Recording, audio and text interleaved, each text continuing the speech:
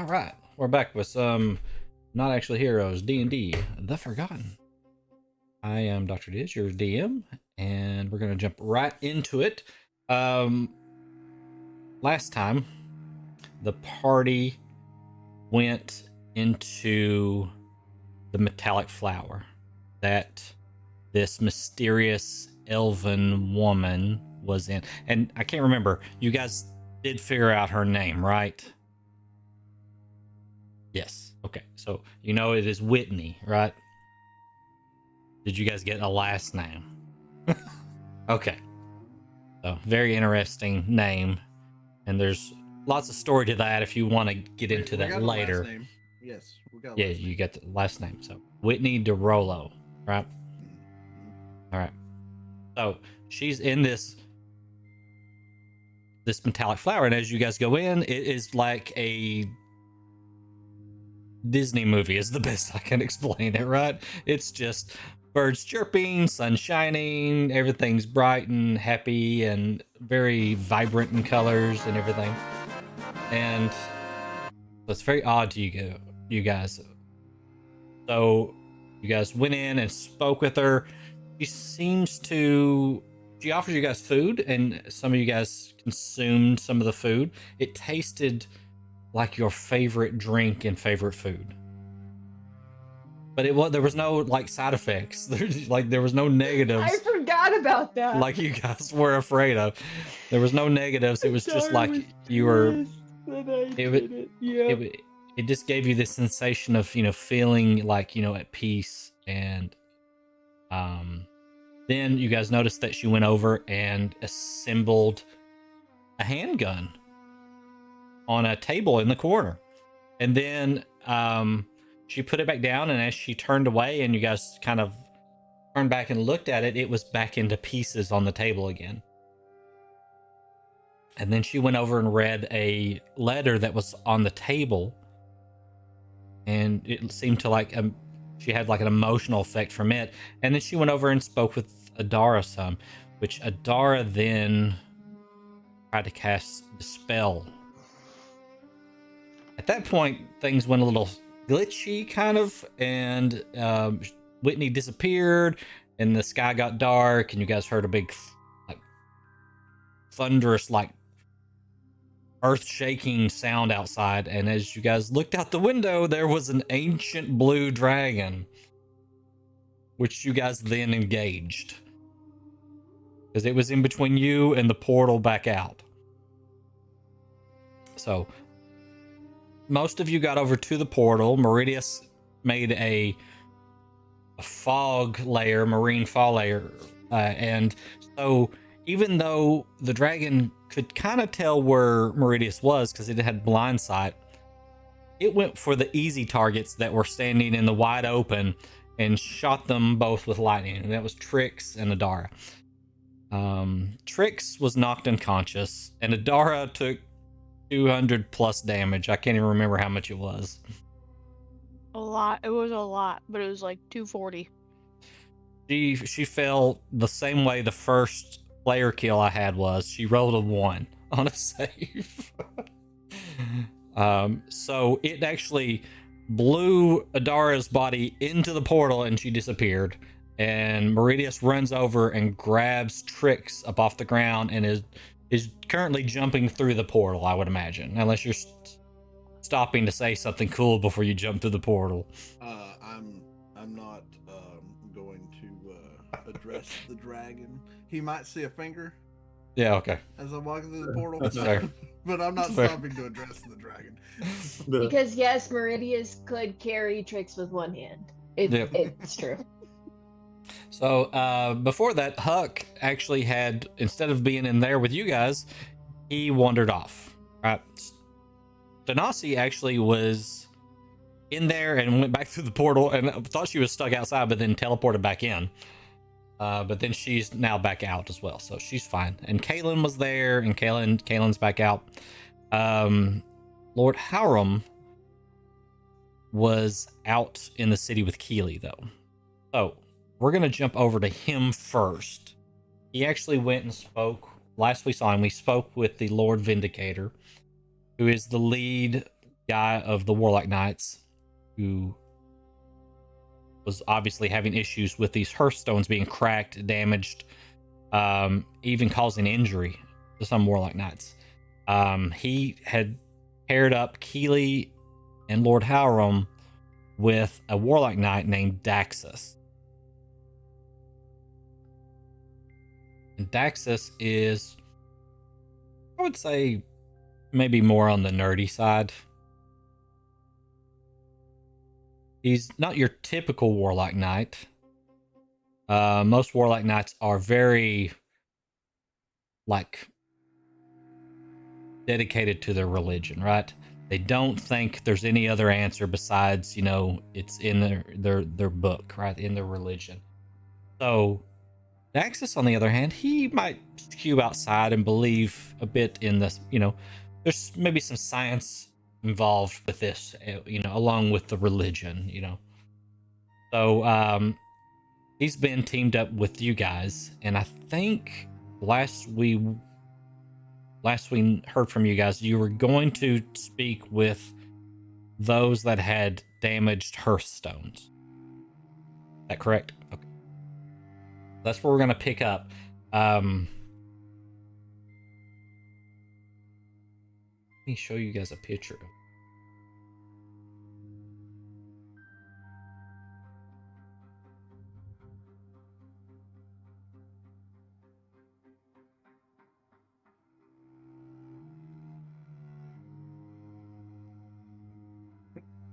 You. Oh, well, here is here's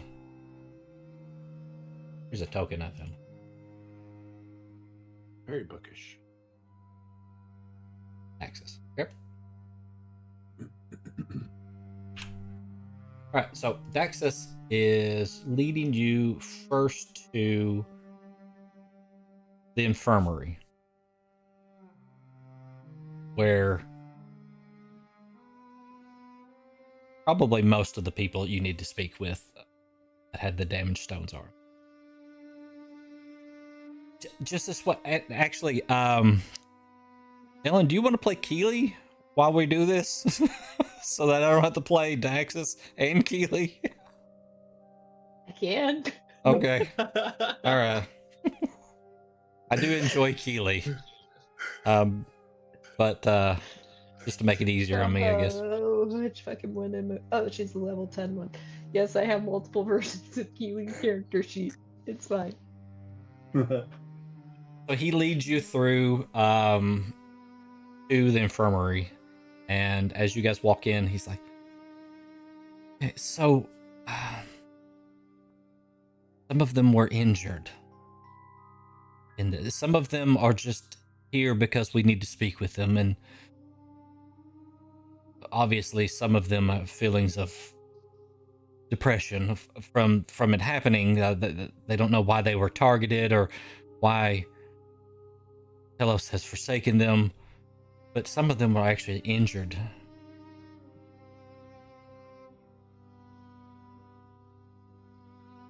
I'll let you decide who you want to speak with first. There's the stable knight, Brother Harlan, the knight lieutenant Silas, and the initiate Vespera.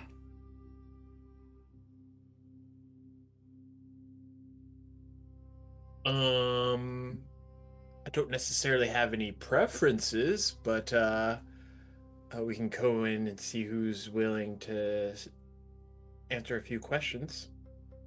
Oh, I think they'll all answer any questions you have. They've been instructed. Oh, good. Well, lead the way. Oh, Brother Harlan seems to be here closest. Let's speak with him first. As you walk up,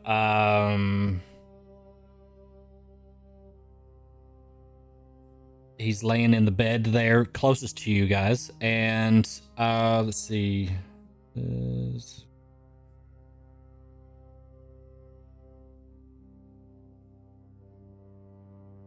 He's missing, like none of them have their, medallion on them. It's all been taken. So you don't know which ones were like completely shattered or not. But as you approach, Harlan gives you the sense of like a veteran in the Warlock Knights. Like he's seen a few battles, kind of gruff, an older gentleman. He sets up best he can.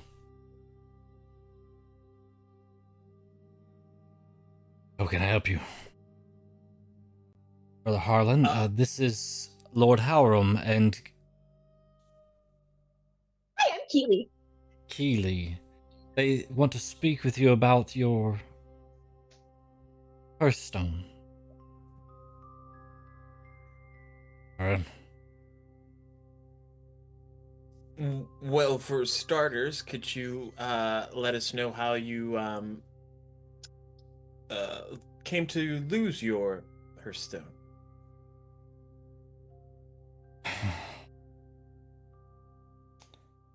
Oh, a few nights ago, I went to bed. I said my prayers as normal, and when I woke up, I noticed that there was something on my chest, and as I dusted it off, there was pieces of the hearthstone on me, and I looked, it was cracked and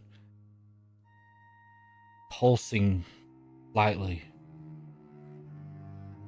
before turning completely dark.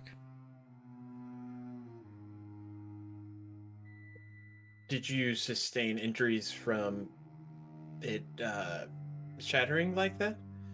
No. Luckily, mine was just cracked, but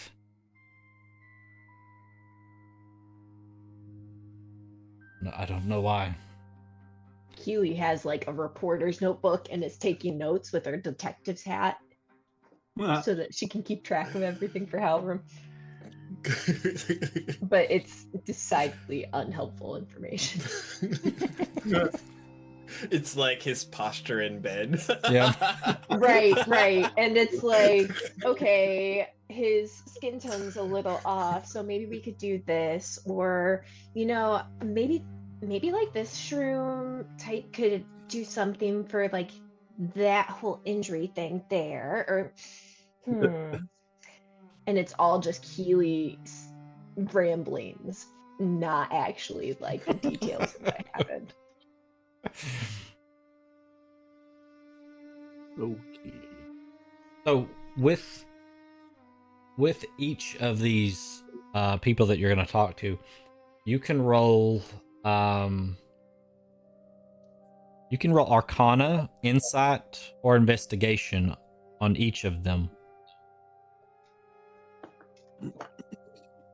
Get out Keely dice. Can't use tricks dice with Keely. Is it different depending on what we roll? It's not. It's more on what you feel like you might get from it. It's more on you're trying to deduce what is going on. So I think what I had in mind was you would use one of each on each of them. Like you would use you would choose Arcana, Insight, or Investigation. One per, and you guys would choose which of you want to roll for it. Oh, it's only one of us rolling? I already rolled. Okay. Well, It could be actually, better, it could be worse. why don't we do this? You guys decide which one you want to go with for each one of them, and then you can either one of you can roll with advantage, or each of you can roll, and we'll take the higher of the Okay, two. so it's Arcana, Insight, and what was the other one? Investigation? Investigation. Yep. The only one of those that Keely is good at is Insight. Yeah. Lord Hjalrim has a +5 to insight, but I feel like this isn't the insight guy because he's not like. Keely's got a +8, and the other she's got giant old goose eggs. Yeah. That's Keely is wisdom, no she is negatives. not intelligent. I guess we'll get investigation out of the way. All right. I'll give Keely advantage on her roll. Okay. Okay. So I rolled the one. Wait, so we're doing. Wait. So insight on this one, and I'm doing it? Doing Or Or investigation, wait, what am I right? doing? I'm doing investigation? That is a bold decision. Okay. Oh, with advantage. That's a 19. nice. 19. We gotta get the Right. bad ones. So how that Get the bad fucking ones out happened. the It was way. that close to a 1. Oh god. All right. So Keely, as you're investigating, you feel like everything he's saying is truthful. His fashion sense is a little off, but that you don't think that's the main cause of the hearthstone fracturing, but it could be. It could also have something to do with where he lives, and the environment, stuff like that. You're not an expert, but Oh, so she thinks that maybe something we would, resolve this issue. Maybe that's what it is. It's more of like an interior design problem than it is actual magic. Daxus says that it's interesting that you keyed in on that, Keely. I thought that it could be location based as well.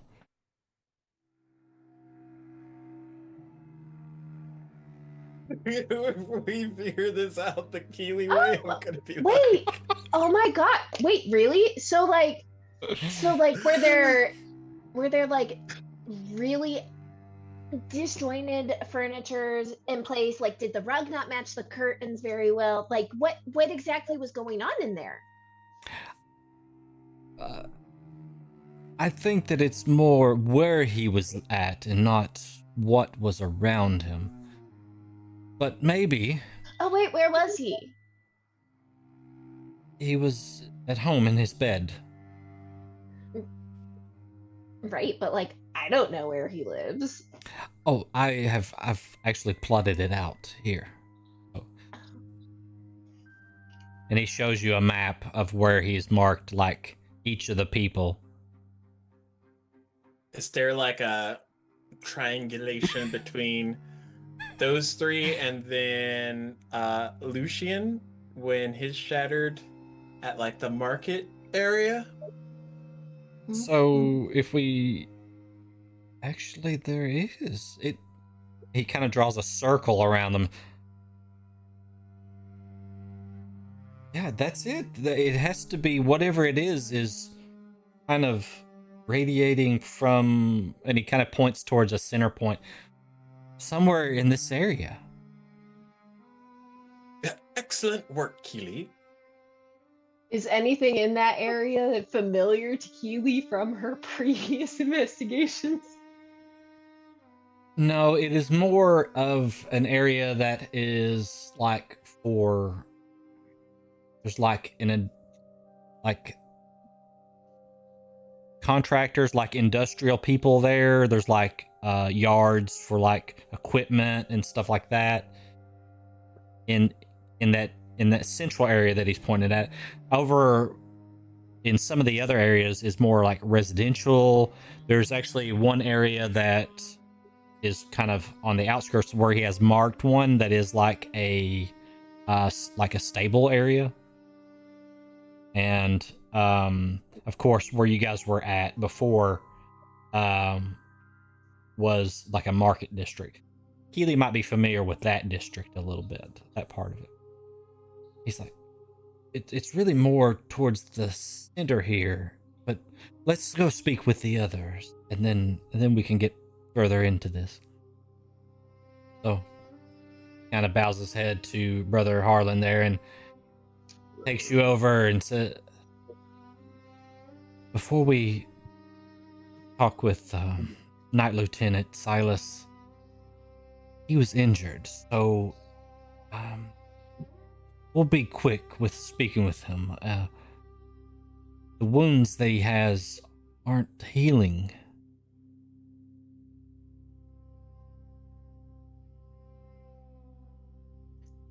Keely is very much like staring and politely trying to see This way. what he's So talking about. as he leads you over, he kind of nudges the night lieutenant. They just kind of drifted off a little bit, but he opens his eyes. He looks very weak.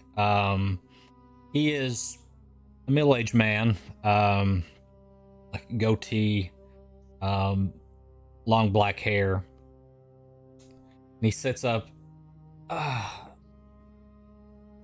you can see around his chest, you can see like bandages, and you see blood kind of seeping through a little bit. Night Lieutenant, this is Lord Hjalrim and Keeli. They have some questions about the incident.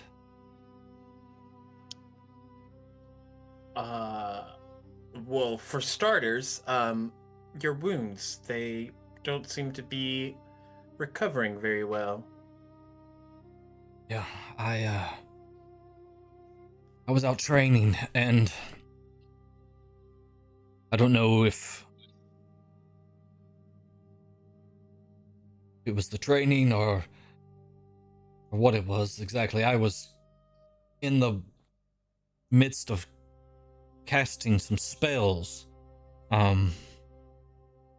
when the hearthstone heated up, which is not unusual, but it didn't stop, and it got to the point where then it felt like it was piercing through me, and as I looked down, it had completely shattered, and there was pieces of it embedded in me.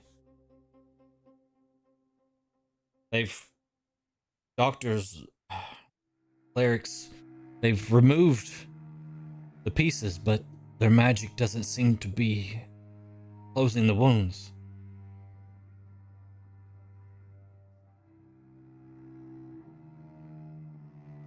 Have you ever considered herbal remedies? Because I have some fungi that might be worth trying. I don't know. It's always worth a shot.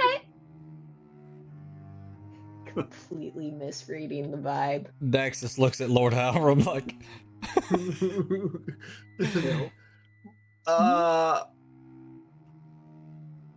I can assure you, if you do try anything that Keely is willing to offer, perhaps your wounds would be the last thing that you'll be thinking about tonight. Take that for what it is. right. Hjalrim has so much faith in her. So, do you guys You don't want know, to they may roll? actually be helpful. You did investigation, so Arcana or Insight. This seems like Arcana-esque. Okay. Arcana adjacent. It is. Yeah. I could see that. I don't have any bonuses, do I? Okay. Do I have any ways to give myself bonuses? Oh wait. Ha ha ha ha ha ha.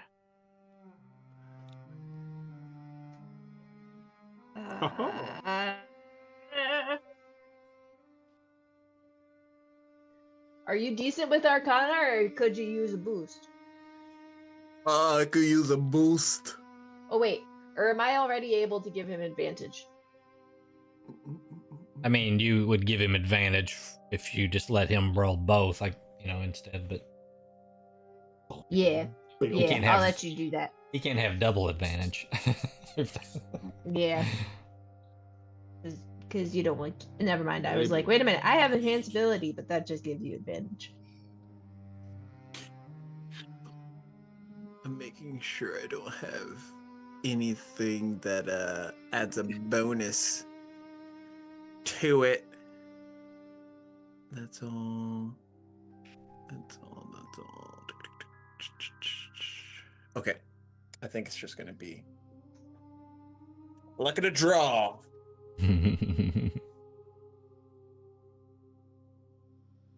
I rolled a 1 and a 10. No. Plus 0. So, Oh, so we both had zeros in Arcana. Okay, let's see. Okay. That checks out. So with a 10 on the Arcana, you assume that, and it is an assumption on your part, that nice. You brought the wrong one of my characters with you.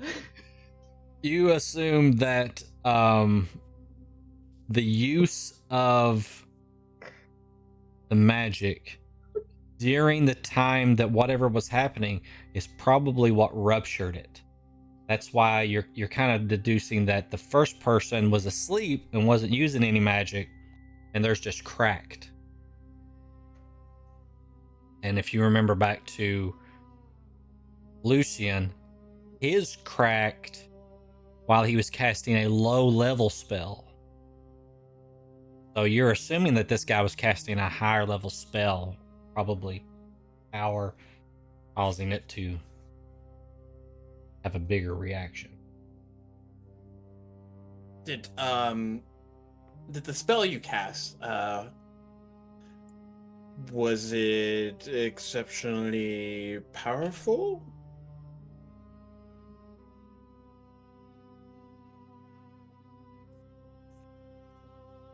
Yeah, I mean, I was trying to push my limits. Yeah.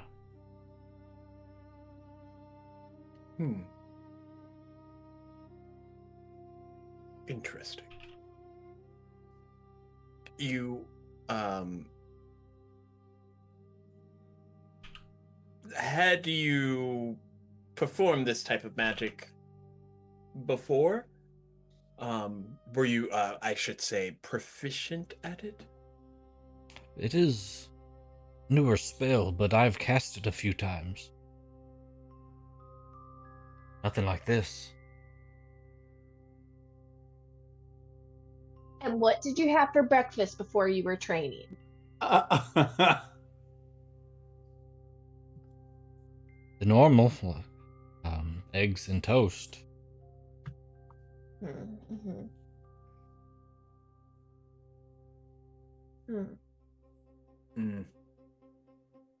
As you can see, I've had Chicken eggs, right?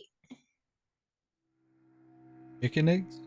He's like, "Yeah, I assume so. I don't prepare them myself."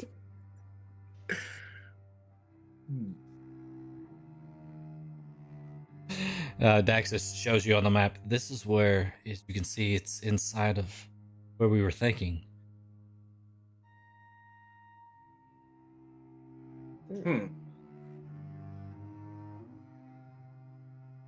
Well, if you're done, we will leave the night lieutenant and let him rest. And Keely's just gonna reach out and kind of touch the nightstand next to him, and when she walks away, there's gonna be a little mushroom growing there. No. Nice. Then you guys make your way down towards the end, and there is a younger woman. She's actually sitting up in the bed already, like staring at you guys. Little like on the rougher side, right? Not very dainty. Kind of arguing with one of the attendants as you guys walk up. When am I going to be able to leave? I have things to take care of. As she turns and looks at you guys. Are you guys going to let me leave? Not leave, ask questions, yes. Oh, I was gonna say, just do what you want, girl. Don't listen to them. But Yes. That. Daxa says, I'm sure you can go back to your duties as soon as you answer Lord Hjalrim and Keeli's questions. It's good. I have things to take care of. Those horses aren't gonna care for themselves.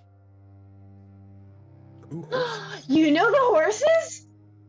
Like in the fancy stable? No, not the fancy stuff. Oh, that place is crazy, right? It's a little too upscale for me. Right. I mean, I don't get, horses needing that much because I'm good out in the forest. I don't need the fancy stuff, but it's kind of nice every now and then. But that seems like a lot, you know? Do you know if they're gonna return my medallion or not? It was just barely cracked. Like I don't know what the problem was. I wouldn't even be here if my supervisor hadn't saw it and told me to come here. Did you notice any discoloration? No? Had a little crack in it. You didn't sustain any injuries? Nope. All good. Stands up, turns around for you. And like, did you see it happen, or was it just like, oh hey, this is cracked, or like, did you notice when it happened? I didn't notice it until my boss pointed it out and said I had to come in here. So like, you have no idea when or where it happened. Not really. Texas. Do you remember? If it happened at the stables, here are the stables, and it is within the confines of where we were expecting. But again, you are correct. So I think the last one you guys are on is Insight. Is that right? I'm gonna leave that to Keely. She got this. That's a dirty 20. Dirty 20. Keely, you don't believe that she's telling the truth. You believe that she knows that it cracked and where it cracked and when it cracked. Right. Uh-huh. Uh-huh. Jump. Can we have some girl time here? Just give us a moment. Just the two of us.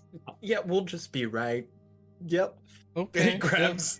Next. Aurum doesn't He's ushered question away. it. No, sweetie. Now that it's just us, when did it actually crack? Fine. I was at the stables, and to be honest, I thought that I had done it, but now that other people are having the same issue, it's making me think that that it's not that I did anything. But fine, Right, if I'm and not like- in any trouble, yeah, it cracked while I was at the stable. Right, and like you weren't doing a spell or anything. You were just kind of hanging, doing your thing. Just I was using just basic, like, low-level stuff. Just using it to... Okay, I'm not supposed to. I'm supposed to sweep, okay? I'm not supposed to be using the magic to do it, but fine. I was using some prestidigitation to clean the floor. there's a spell for cleaning. You don't know? No, but no, I don't think I want to learn that one. There's plenty of other more fun stuff to do. Huh. Okay, that's fair. I get it. I do get it, because like cleaning sucks. Good to know. Thank you for your cooperation, dearie. Thank you so much. And she's gonna just trot back over to Hjalrim. Got it. Alright, so you rolled a dirty 20 on that one.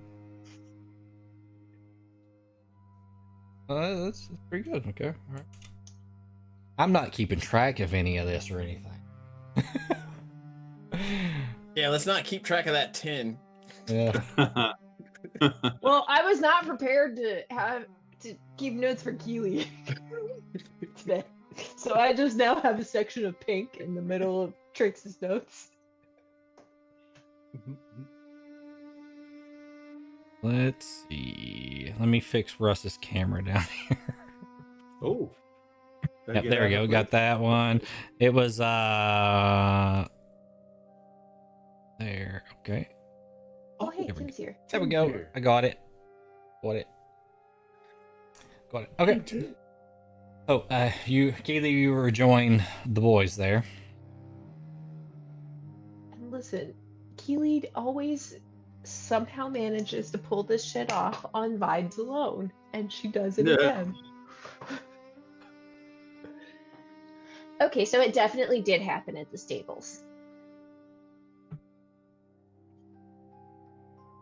Where is the infirmary in represent to the triangulation, the circle that we've drawn out?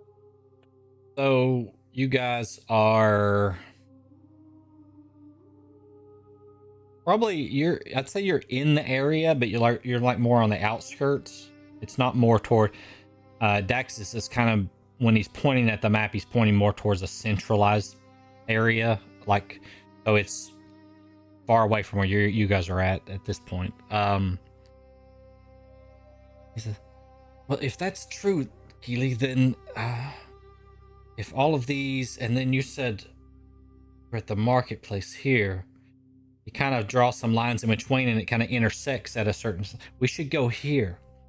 And this is very strange because I had suspected something, but nobody would listen to me. There was some parts stolen from a yard in this area. I think it's related. Do you think we should go talk to them? I think they are expecting us. I spoke with the Night Vindicator. Maybe they are expecting us. If not, they will soon be. But yes, we should probably head that way.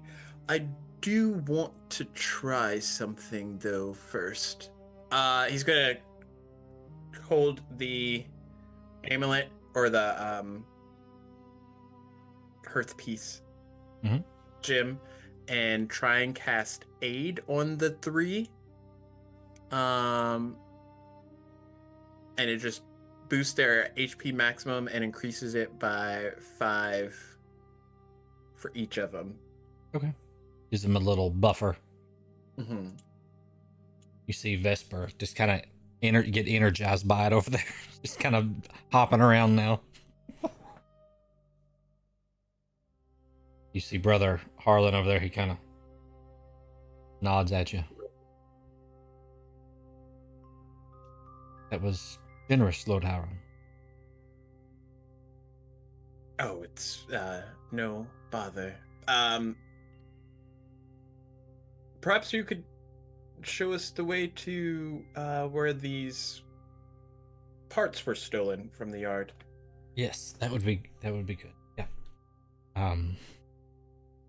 This way. So he leads you out and through the city. And we'll just kind of jump time a little bit. It takes you just a little bit of time to get over to this centralized area on the map. And you come to this yard. It's fenced in with like metal fencing. And you see that there's a large gate. But part of the fence over here to one side, it looks like they're actively like taking it down and putting up like new like metal over in that area. As you guys walk past, that area there was damaged. It looked like the bars had been bent. So that was how they got in. Okay. I feel like that would make a lot of noise. I mean, how would one even do that? As you look at the bars, it doesn't look like something a normal person could just bend apart. That's not the impressive part. We'll get to that. So he leads you into the yard, and there are like stacks of there's stacks of wood and stone and metal, like different devices and things. All of this stuff looks very heavy.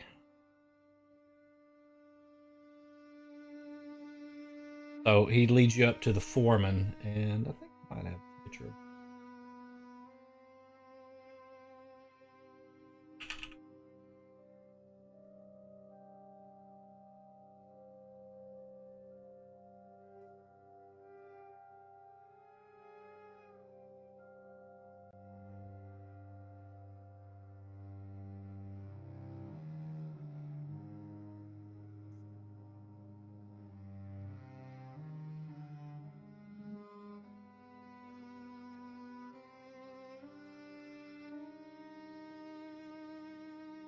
Okay.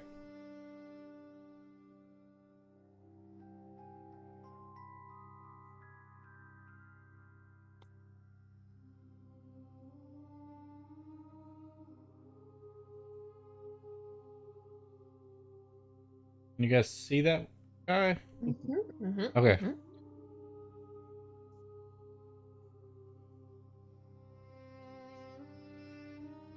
My screen over here. Oh, yes, I know why. Map. Let me fix Russ's camera over here, too. Here I am.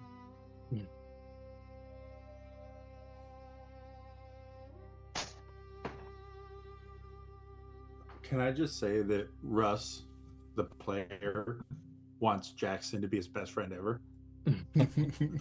I love this guy's vibe. Combat construction. That's what I am just loving. CBs. Yep. Love it. And with a dash of apocalypse in there. Yeah, this guy passes all the vibe checks. All right, so you guys approach Jackson here.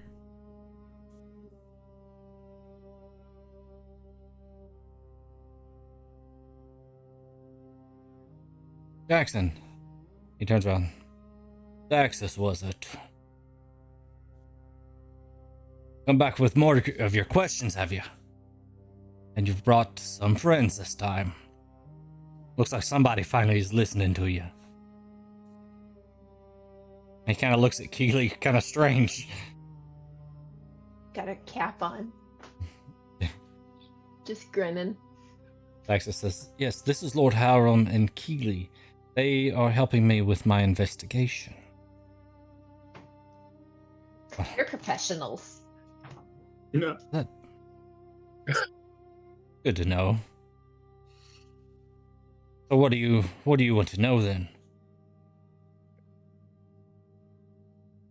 Well, we heard that some things have been stolen as of late, and more or less trying to figure out how exactly that's possible. All these things seem very heavy.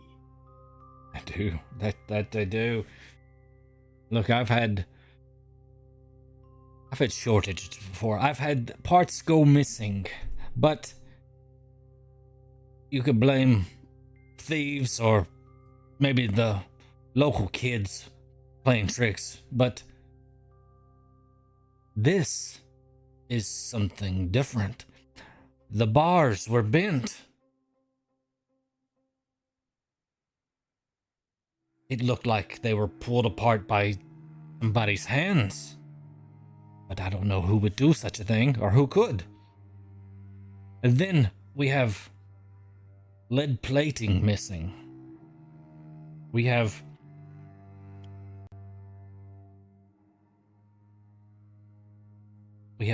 pallets of wood. We have iron girders missing. These aren't things that can be carried off very easily, and if they were, how would they do it in an evening? Nobody saw them. It's not like this place isn't patrolled.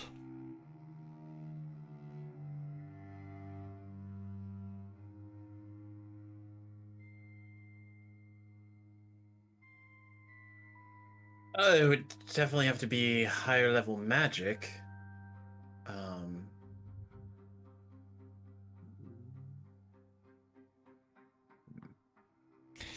Well, it could perhaps be magic. But I reduction saw magic. something else that's weird. Come over here. And he shows you one part of the floor over there. You see the stone here. There's scratches dug into it, like...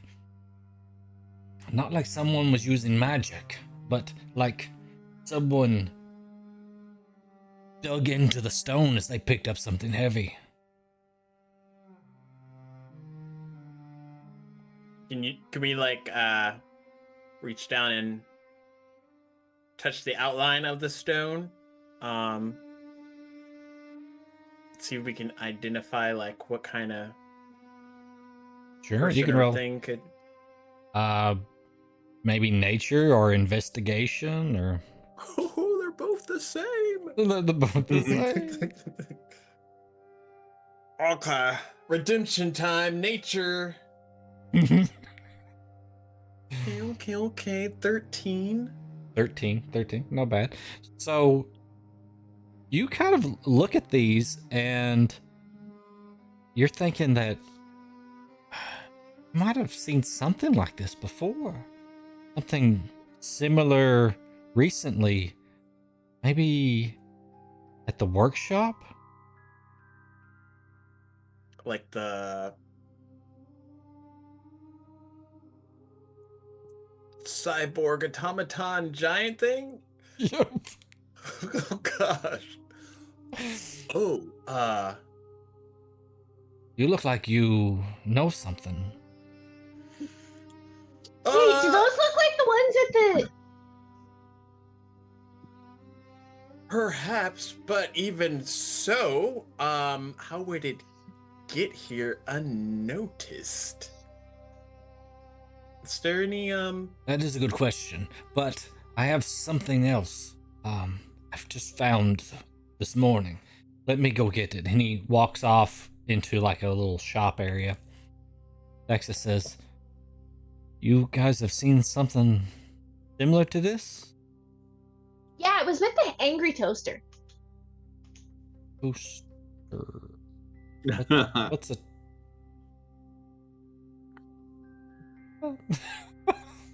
It said a lot of weird things. think large construct. Okay. Okay. Gotcha. And Jackson comes back out holding a little scrap of paper. I found this.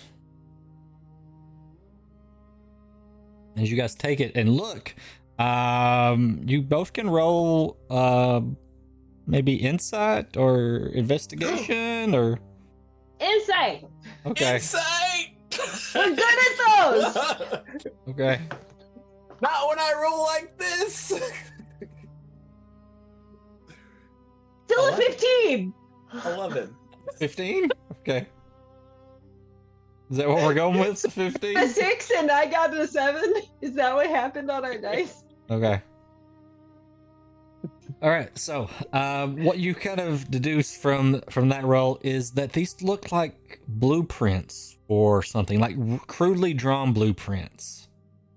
From the piece of it that you found, it almost looks like the top of a tower, an antenna, maybe.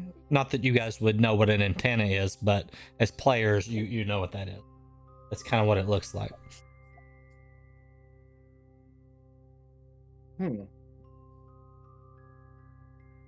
So, like, is the angry toaster about to zap the entire city?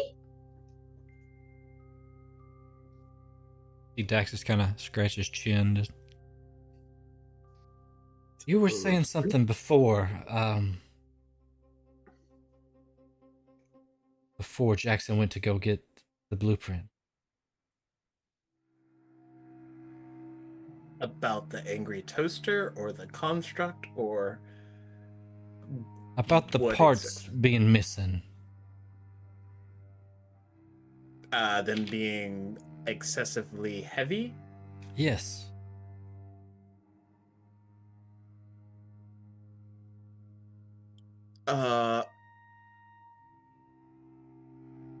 This wouldn't be any way to make that less heavy, would it? Oh no, there's not enough of this here to tell what it is. Well, I guess it doesn't have to be reduced in size. Could it just be transported? I mean, yeah, it could be. When you saw the stuff, these markings before, where was that at? What? Where was this angry toaster? Keely's gonna look at the map. It would be at a workshop. Okay. Not too Yeah, far Keely's from trying to There's not point. really workshops around here, really. But It was real abandoned. I honestly don't remember how I ended up there. oh, this angry toaster was just there waiting on you guys. Well, Well, not us. We kind of like showed up late. By the time we got there, the toaster was already angry and revealeth. and like I Okay. just had happened upon it a few days before, and I thought it was really interesting, and that I probably should not come back without allies. So like when I met up with my friends again, I was like, "Hey, let's go check it out," and that's how we ended up there. And after you fought off this toaster, did it run away, or what did you guys do? No, the little girl with the wings took it apart. Okay. Oh, winged girl. Okay. Is there any ventilation system here that you would need for storing things? Sewer access? Sewer Keely's looking around. Isn't this like an outdoor Jackson construction says- yard? Yeah, over there. And as he points, you can see that there is like a venting type of grate, like on the side of a structure just down the street. Jackson says, "Please excuse us, Jackson. Let's go look. Let's go look at that. I think you're onto something." When we get over there, Hjalrim's gonna try and see if it's large enough to even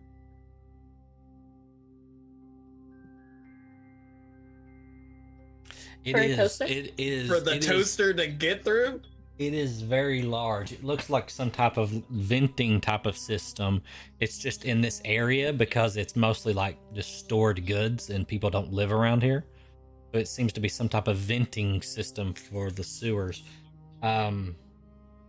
Each of you can roll investigation if you want to kind of I check the. hope we don't have to go into the sewers again, Why not? There's cool stuff down there.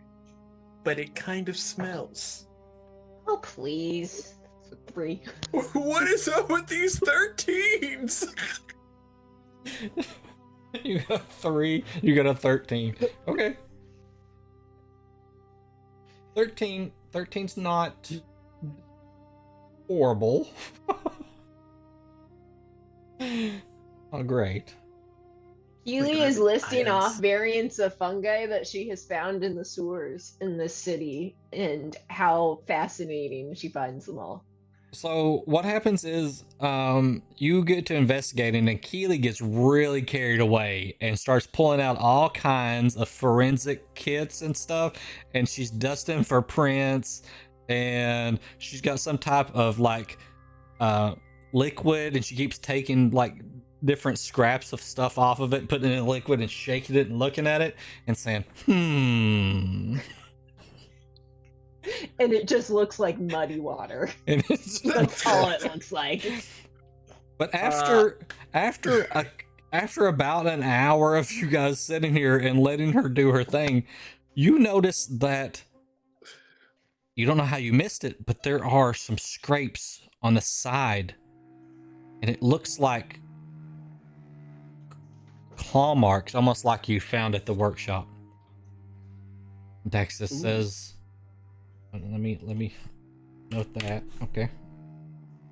Keely was serious when she said that that we're professionals. We really know what we're doing. I think we need to go in there. Oh, yay! I was afraid you would say that. He's going to use his gauntlets of ogre power Okay. that he picked up from that shop we blew the fuck up. And try and mimic the marks to try and like pry it open or get it to not be as sealed as tight. Just roll me an athletics. Ooh, these guys. Okay. 24. 24. You reach the thing and go, pull it off, and kind of set it to the side. Daxus says, if you weren't did not with expect me that. checking on this, I would think that you stole the stuff. Or the previous owners of these gauntlets did. Fair. All right, so as you look inside, there is like a ladder leading down, so you guys climb down into the sewers. And as you get to the bottom, Daxus kind of says, "Oh, there's some marks here. Let's just follow these and see where they go." He kind of leads you along where these marks are. And as he gets to this one certain area, he's like, we're getting close to where I would think the center of this circle is. Everyone, keep your eyes open. I don't know what we're going to run into. So I need you guys to roll a perception check for me. Oh, I'm good at those. Maybe. Yes, I'm good at those. That's 25. 21. 21. The dice gods are returning. Okay, so you guys noticed that there is what can only be described as some type of like webbing, like strung through here, like to trip you up. So I need each of you to roll either athletics or acrobatics to avoid these as you're going through.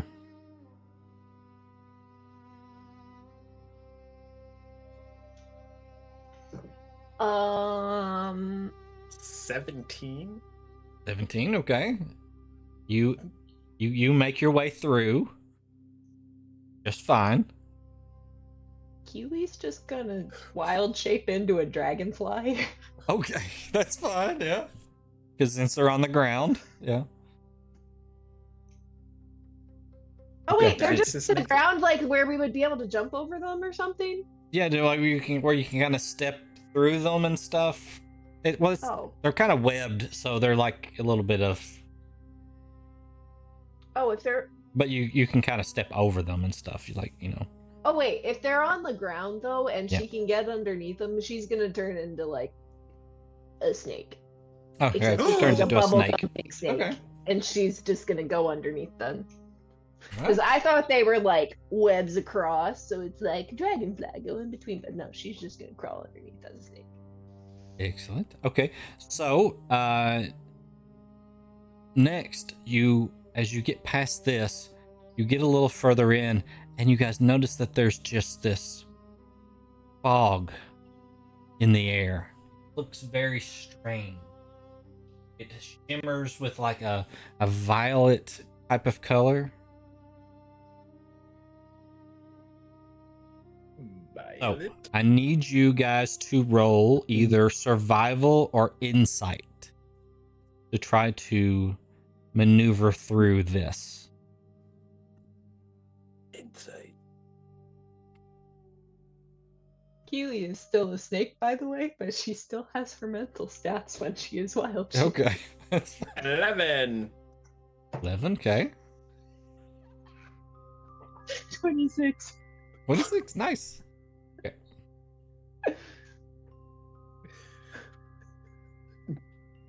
There we go, dice. Thank you for that. I love how muffled that cackle. Yeah. What happens is, as you walk into the mist, you start hearing weird noises, Hjalrim, and instead of following the group, you get distracted and pulled towards these weird noises, and you kind of get lost in here for a little, and you eventually make it to the other side, but the others are waiting on you, and they're like, what happened? Of course, Keely doesn't say that. She says hiss. She does hiss. she does a snake head tilt. You didn't hear the voices? Head tilts the other direction. I For didn't once, hear any Keely voice. did not hear the voices. I'm gonna cast wait, what is it? Detect thoughts and then telepathically speak to Trix, or not Trix, Keely. Keely, yeah, okay. Nice. Yeah, I heard voices in my head, much like you're hearing right now. Oh. I mean, well, When maybe you freak maybe Keely out, it's bad. maybe the spell doesn't work on snakes. I don't know. Maybe. I mean, like, why would they expect snakes to be down here in the sewer, like, approaching whatever kind of contraption this is? Like, I imagine them carrying. So maybe they just didn't protect against snakes.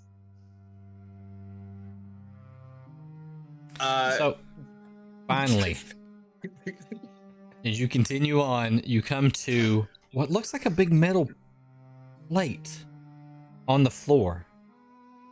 And as you kind of just even approach toward it, you feel like something's off about it. So, I need you guys to either roll Arcana,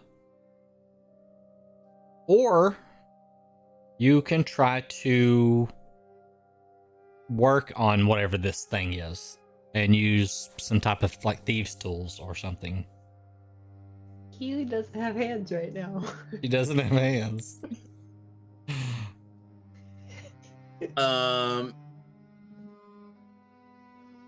It doesn't look like a pressure plate. I mean, it could be. Could be a pressure plate. You got to get close to check it out, though, if you want to do that. How much?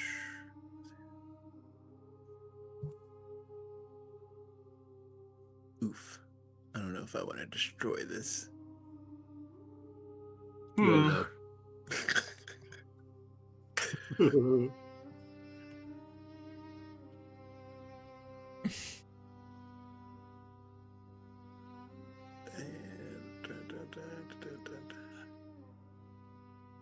Halloran will get closer to it, and How close? like 5 feet, 5 feet? 5 feet away from it. Okay. As you get to 5 feet, you feel what type of armor are you wearing? Nothing. I'm all natural. You have no armor? It's mage armor up in this Yankee. piece. Nice.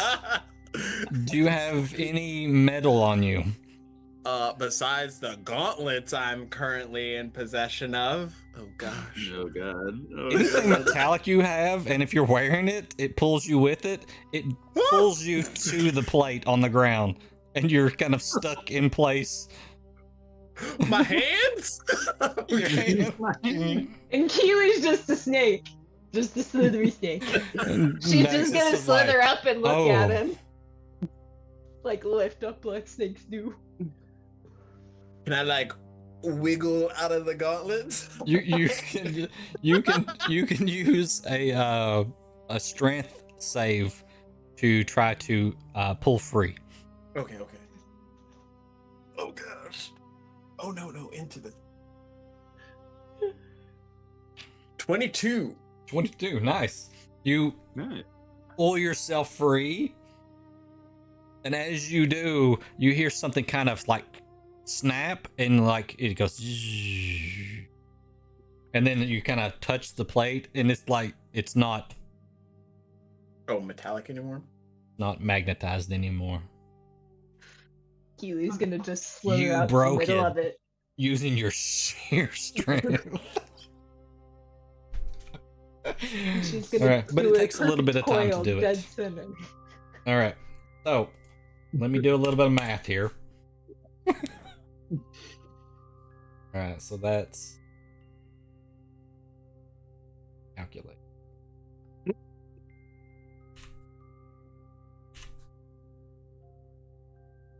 She's a slither snake. And just remember, you guys have a +1. Okay? It'll be important at some point. +1. So Plus one to something. you have a total of 16 from all of the things that you've been doing. So Daxus says, there's something just up ahead here. As you round the final bend, the high-pitched hum has deepened into a jagged, uneven thrum that feels like a physical weight against your chest. The makeshift tower of timber and iron groans, its joints leaking hot steam and the smell of ozone. I think I have a picture.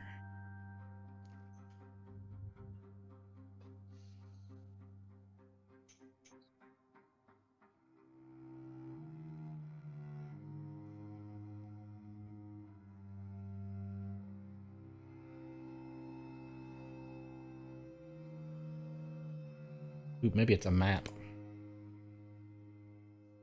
Map.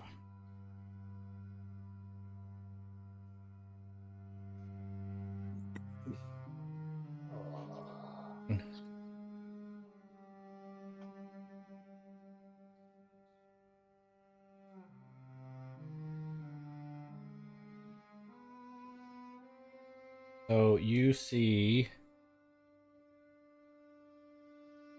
you guys see the map? Okay. All right.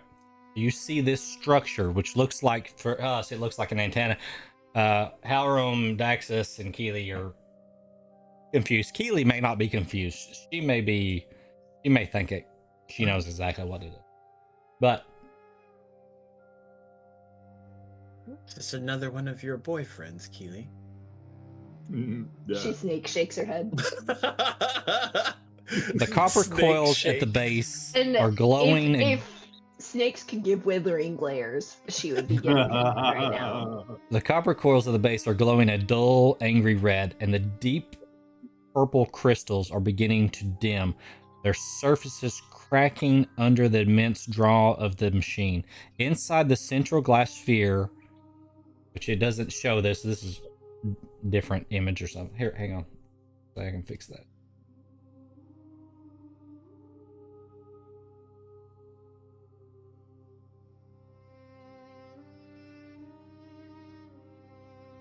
Whoa. That's the one we want. That's the image. Oh. That's the better image. Where were we? Is that Okay. what's actually in there? Yes. So we got to crash through this machine. Inside the central glass sphere, the small blue creature is no longer fighting. It hangs suspended in a swirling blue mist, its light flickering like a candle in a gale. The energy flowing to the satellite dish is erratic, sending jagged, desperate arcs of electricity into the sky. The signal is unstable. The tuning fork is beginning to crack. If you do not sever the connection now, the frequency will collapse, taking the creature's life with it to fuel one final devastating broadcast. Standing near the base of the tower, you see a familiar figure. that you thought had already been dealt with. Barely functioning, Unit 09 stumbles forward. Its chest is gaping with a hole with a small piece of energized crystal resting within. You realize quickly that it will take some time to dismantle the machine properly and free the creature within. But first, Unit 09 stands in your way. Your instincts tell you that the creature isn't long for this world. You need to move quickly. Alright, so you have tasks to complete here. First, you have Unit 09 or 009 is standing guard. So, first and foremost, you have to get past that unit. So, you can use athletics to try to overpower it, or you can use arcana to try to figure out how to disable it, or deception if you want to try to trick it, or you can cast a spell or do an attack. What do you want to do?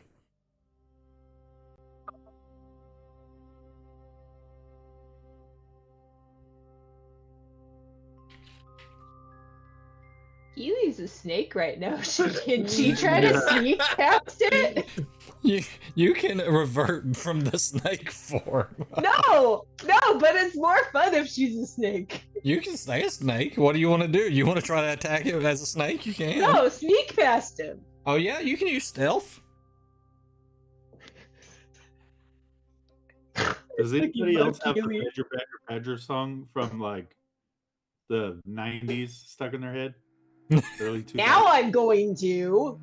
Badger, Badger, Badger, Badger, Badger, Badger, Badger. All that magic works on things. Okay, so stealth from Keely is a snake. That's not bad. This is 17. 17. Okay. So you slip past it, but your stealth is so good. Yeah. It doesn't realize that you're behind it, and then it quickly realizes something's behind it, and it looks and it kind of jerks. I guess it must be afraid of snakes. I'm not sure. And it falls into like this like pit that is near the tower, and you hear it just kind of hit. And as you look down in, it looks dormant for now. I'm gonna say But that Keely is going to revert. okay. Poor guy, you scared So him to next, death. you've got let's see, 4 other tasks. The mechanical dampener needs to be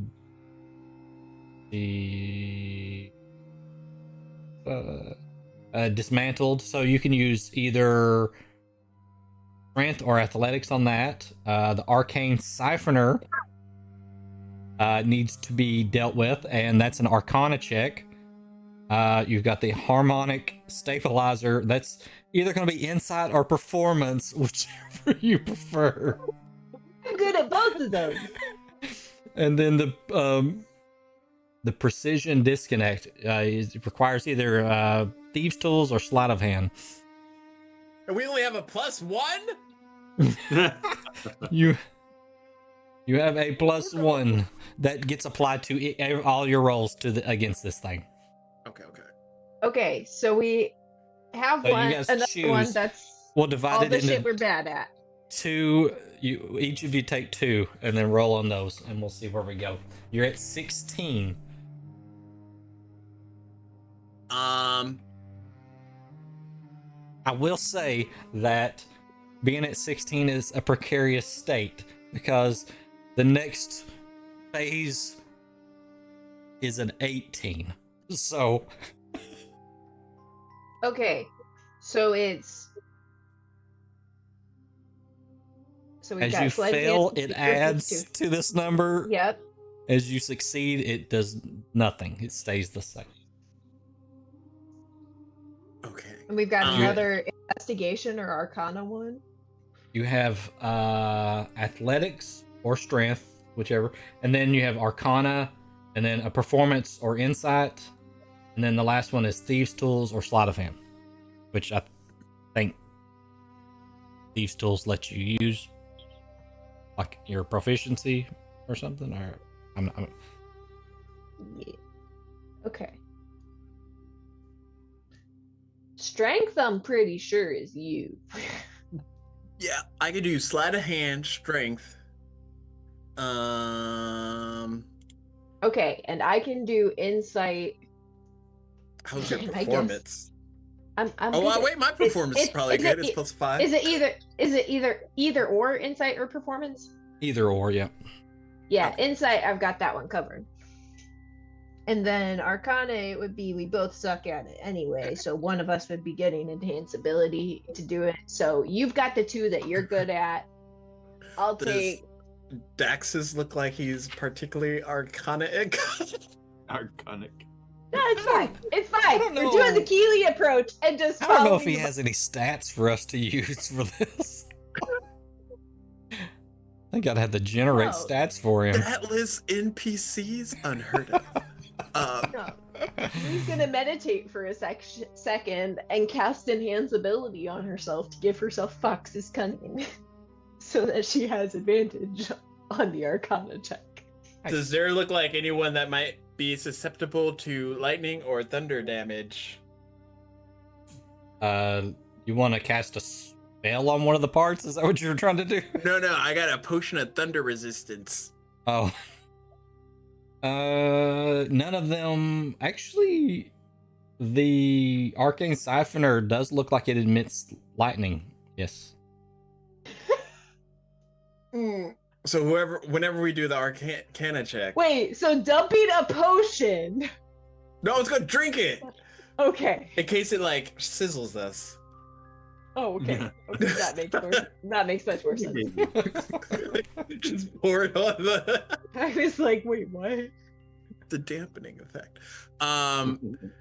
Halram's gonna take out his staff at the python and tap it on the ground, and a giant constrictor, a large snake, is gonna come out. He's gonna just try a and use giant the poisonous snake. snake, okay? He's You gonna try to can't use get the a CR that high, okay? to help him with the athletics check. Yeah. Okay.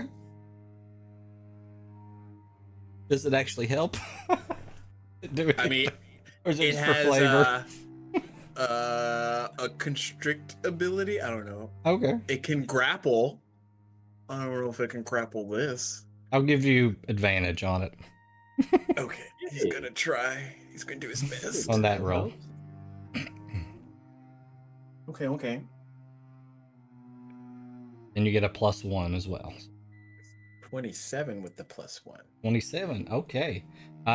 You easily like rip the dampener loose with like you just wrap the snake around it, Indiana Jones style. Just rip this thing off. All right, so that's +0. Okay, that's good. All right, what are we doing next? The arcane siphoner, the harmonic stabilizer, precise disconnect. He's gonna work on getting ready to sleight of hand this. So Okay, we'll do that one last. Keely comes out of Zen mode. So we're gonna do, which one you want to do, the siphoner or you want to do the stabilizer? We're gonna do the siphoner. Just Okay, get it over Arcana. with. Oh, Get a no! +1. Oh, I You don't get a wanna drink a +1. potion? Yes, that's right. It's Keely. No. Fuck it, full send. That's Keely. It's a good thing I cast the spell. That's a 16. 16. Oh, okay. So Otherwise, it could be a 3. it was an 18, the DC. So you take 3d6 lightning damage. You do disable this thing, but in doing it, it causes lightning to kind of arc out, and it takes you longer than you would have liked it to. So it adds a +1 to your time. So if you haven't figured it out, that 16 number is the time it is taking you to complete this whole task. Ooh. So you're at 17 now, and at 18, something bad happens. So you do take 3d6, which is 6, 10 points of lightning damage. When did Keely take damage last? Has she rested know. since? Probably. Yeah. Okay. All right, so we've got the insight roll then for the stabilizer, and then the disconnect. Right after Keely's So is been that I'm shocked. taking 10 from the max? Is that what you're saying? Yeah, 10 from the max Yeah, is fine. okay, Yeah. okay.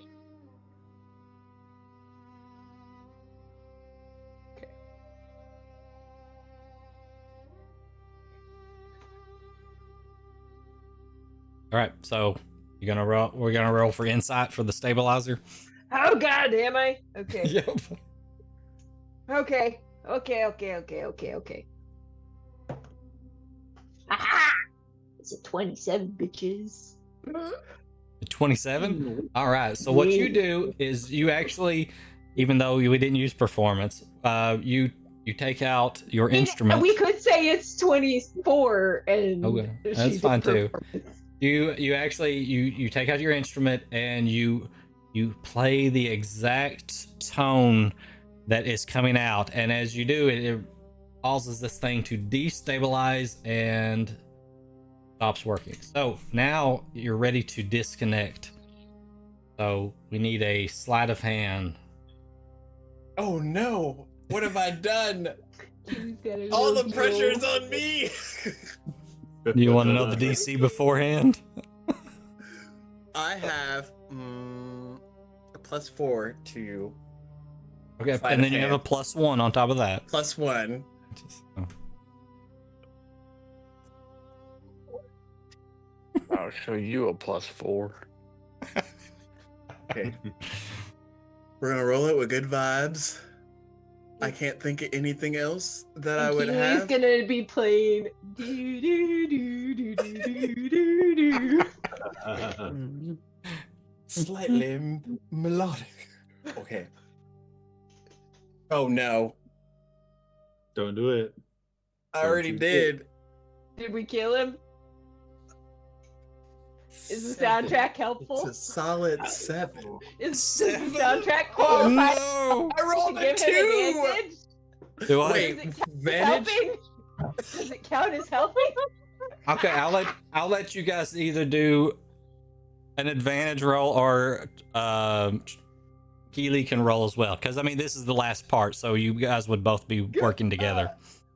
Do you have any pluses to sleight of hand? Only the two. Oh. So Keely's just encouraging him musically.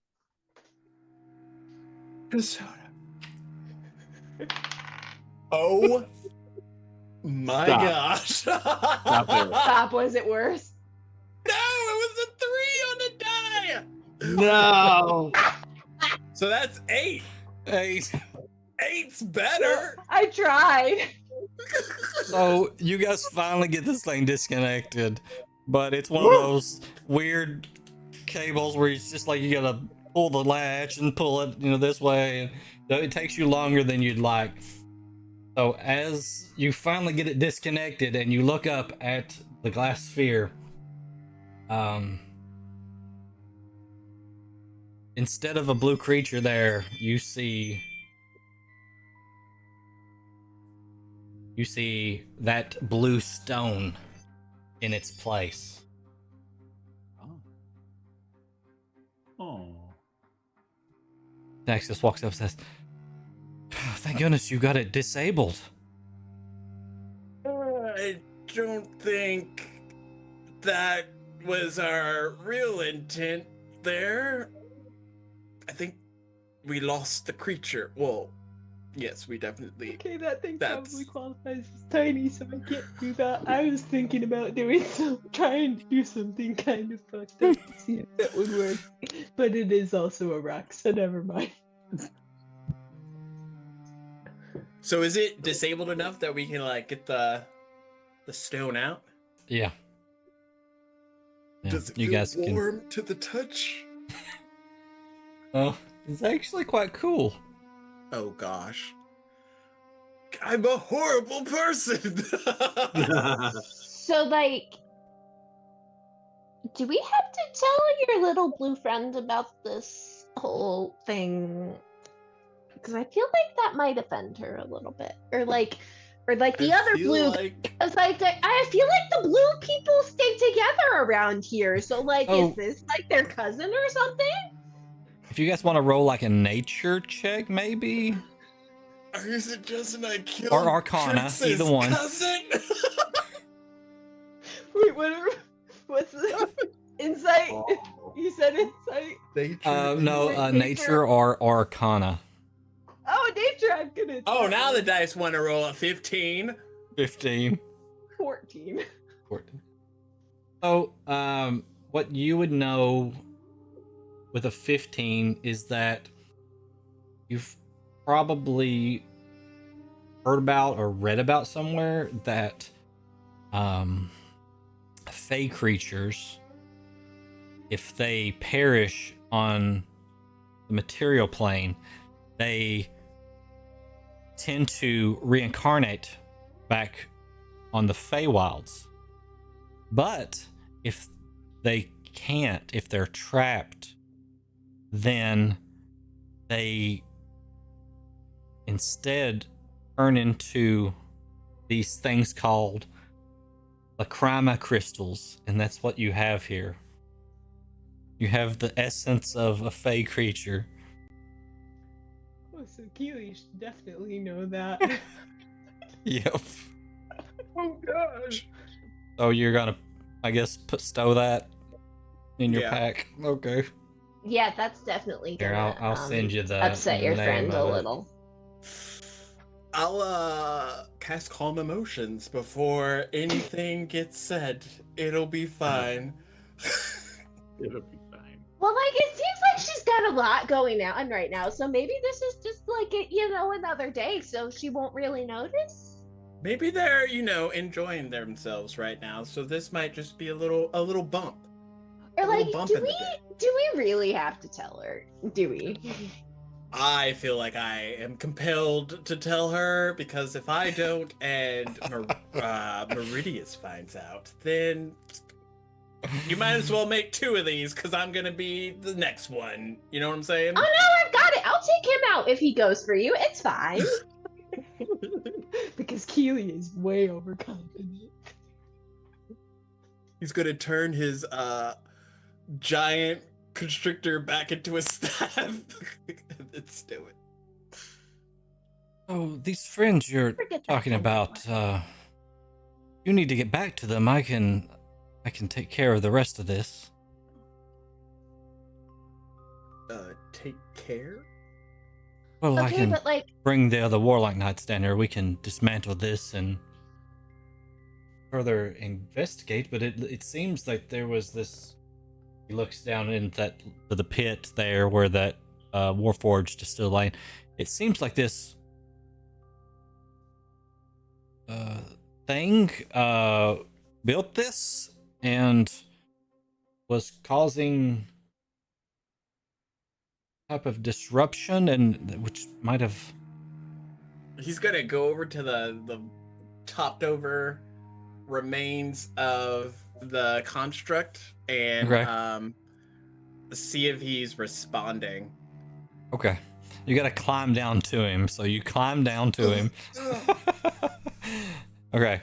So how do you like smack him around or Yes, beat him up with my gloves. you can't check for a pulse.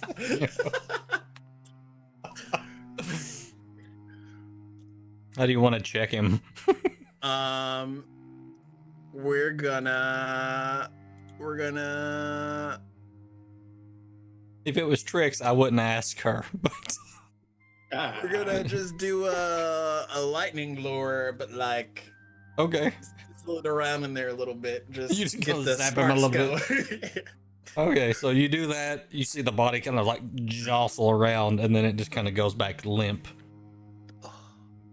I'll slap a pickle.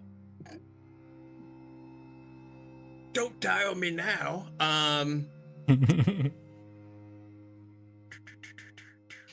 Didn't his core get like taken apart? Some of it, yeah. It looks like some of it mostly was blasted out by somebody. I don't know who did that. Say, I obliterated it with a lightning bolt. But there seems to be a little piece of like crystal just in there. He's gonna take his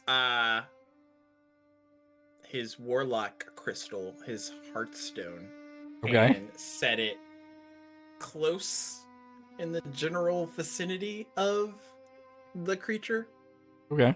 and see if that sparks him back to life. Because he remembered seeing tricks like wave it around a little. Yeah. So as you kind of bring it near, normally you would see that crystal inside kind of light up a little bit, but this, as you kind of look down in there, you see that the crystal now is like darkened inside and is not reacting. Dang it. Well. So much for the scapegoat, Keely.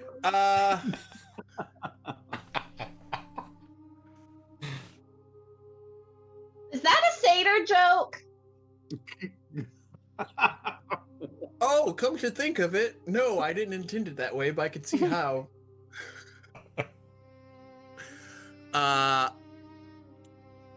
He's going to use Divine Sense and see if this creature is giving off any celestial fiend or undead energy before making its way back up. Okay. So you kind of grab your hearthstone there, and you kind of reach out with your power. You don't, from this creature, you don't detect anything like that from him. Okay. Well, come back up. And he climbs his way back up to the others.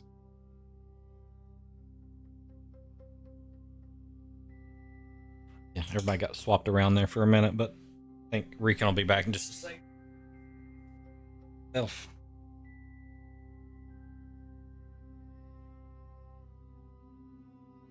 Just switching over to To the laptop.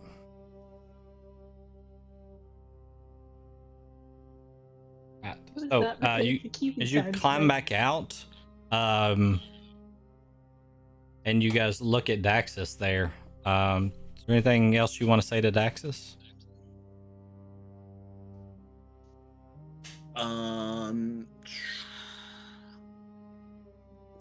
Do you have a way to contact us if anything strange happens while we're gone? Right, like another death laser. We don't have a death laser. We do have means of sending messages.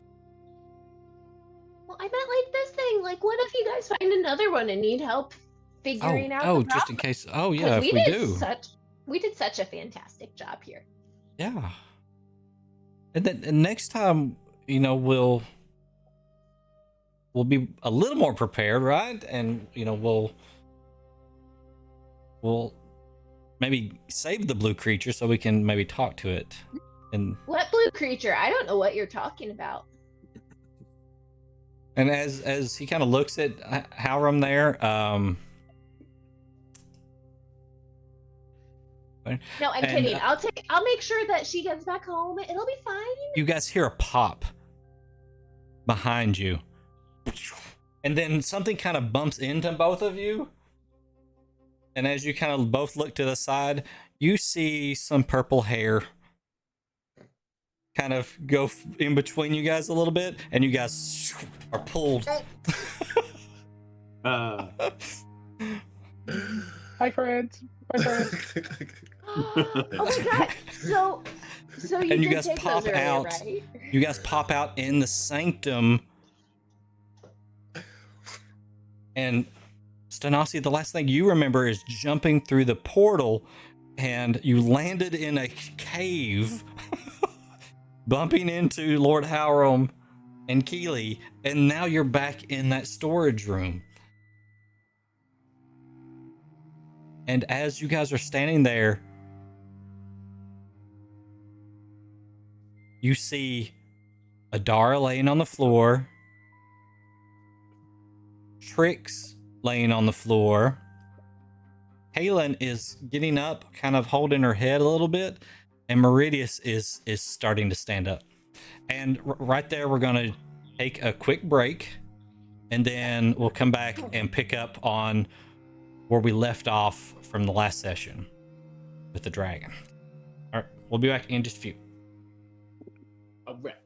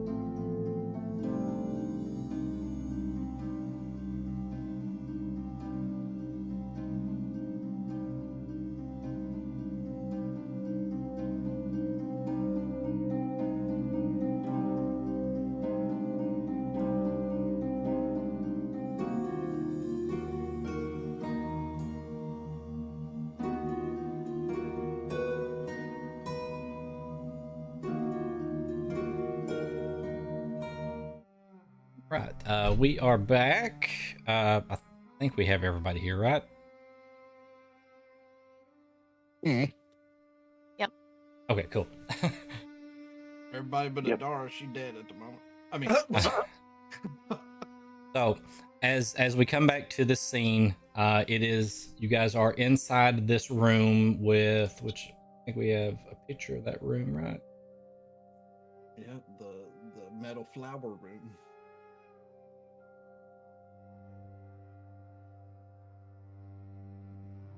That out there.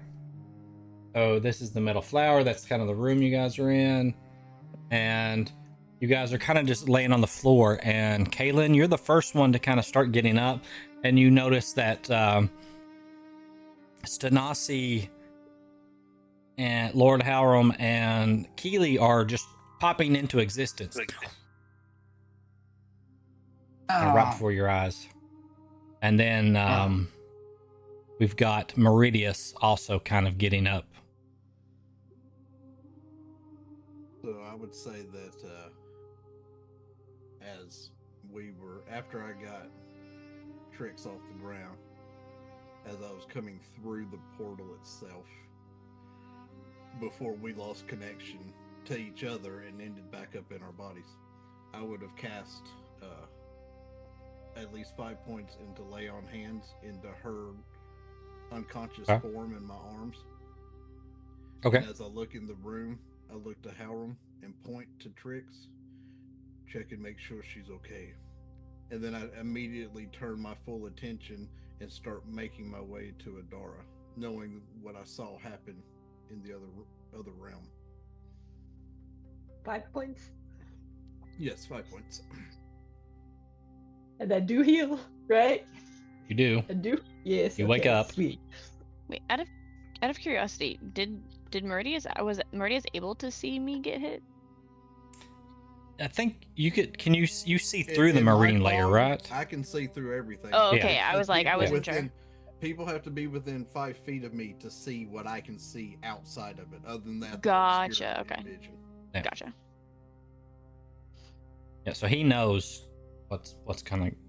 Well, he doesn't know how bad, but he knows it. No, I looked know bad. that I felt a lightning charge light up the entire area Yeah. by the portal, and only liked- one body remained. Which was I'd better than like to Coachella. think that even though it was technically happening in their minds, when Trix sits up, she kind of like has electricity here slightly. Yeah. Some static and her eyes twitching a little. Want to kneel down and check on Adara. Okay. So you want to make a medicine check? Yes, I want to see if she's breathing. Because I didn't see her body leave. I mean, I saw it leave the portal, but I didn't know if she's dead or not. Like, not breathing. So I want to check that first. That'd be a 16. Currently you aren't detecting any signs of life. In that case, then I want to cast Revivify immediately upon not feeling any signs of life at all. Okay. Just put my hand pretty much right on her chest, close to her throat and esophagus area, and just perform the spell. Okay. So as you're casting that spell, you see the body kind of jolt and then go kind of back limp.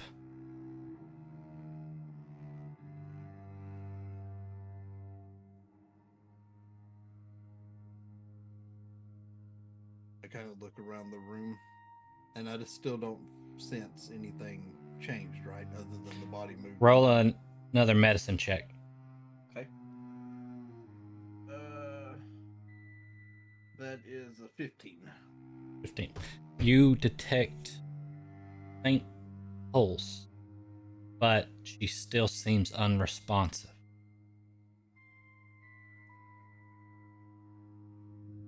I want to see if lay on hands will help stabilize her even more. So I Okay. will use another, or I would not another. I will use 20 points into her. Okay. So as you are doing this, we kind of draw in a little bit inside of Adara's mind. And Adara, you find yourself in a black void with a shallow bit of liquid just touching your feet. As you look around, several white doors start to just appear around you.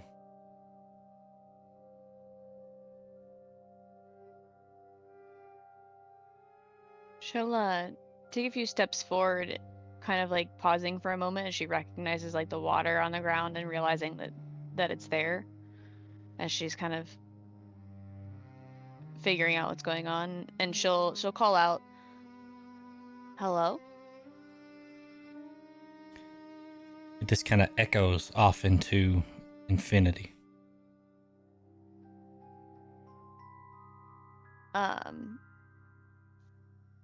She'll take a few steps forward, kind of looking around, towards the doors, seeing as there's really nowhere else to go. Okay. So these doors, they're just normal looking, kind of arched at the top white doors.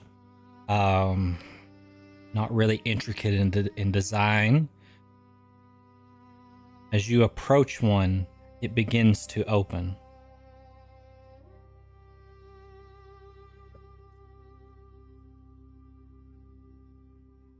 Interesting. She kind of like stops before it and like looks at it, trying to like examine it a little. Does she see anything through it? So it just barely kind of opens where you're at. If you step a little bit further, it opens more. Closer you get, the more it opens to you. How many doors are visible to her, or is there just like a bunch of them? There's a lot, yeah. She'll stop where she's at, and then the next closest door, she'll kind of walk towards it and see if it does the same. As you step away from that one, it closes, and as you step towards the other one, it begins to open the same way. There's a lot of choices in here. And you hear the slush of just the water as you kind of walking through it. It's barely any water there. Just enough that it touches the bottom of your feet, it seems. Interesting. Well, I wonder. And she kind of pauses a moment as she holds out her hand, and she tries to cast detect magic. Okay. So you concentrate, and you're used to just feeling the magic rush through you. It's like you just got your hand out and nothing's happening. I see. Well. And then she's gonna kind of look around, and she's just gonna look at the doors. Can I see if there's anything that sticks out or like calls to her? Any of the doors that call out to her? Yeah. Or she has like a draw to them. They all look the same. They all look the same. I guess we just pick one. And she abandons the first door, and she goes through the next one that she went to examine to see the same. Okay. So do you fully approach this door? Yes. As you fully approach it, it opens, and you just get this rush of warmth and sunlight over you. As it almost just feels like the door envelops you. Like you don't step through it, it reaches out around you. And for just a few moments, you're 5 years old, clinging to the rough bark of a great leaf tree. Below the jungle floor is a sea of emerald, and the wind carries the scent of ripening mangoes and a distant rain. And as it kind of just uplifts you. You feel at peace.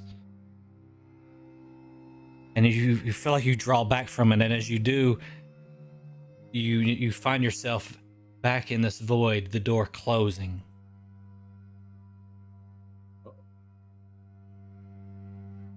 Kind of startles you just a little bit. How at peace it made you feel. She kind of shakes her head a little, kind of reminiscing in the scent of what used to be or what felt like her home. And then she looks around again, and she approaches another door. As you approach the next door, it again opens to you, and you don't walk through it. It wraps around you, reaching out. And you find yourself walking through a hall of luminescence. Your claws click loudly on the pristine white stone, a sharp contrast to the silent, gliding footsteps of the elven students around you. You feel like a stain on a masterpiece. You feel out of place.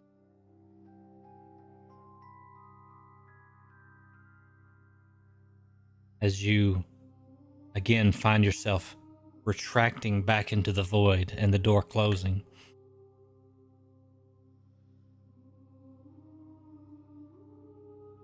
You remember these moments. They're memories.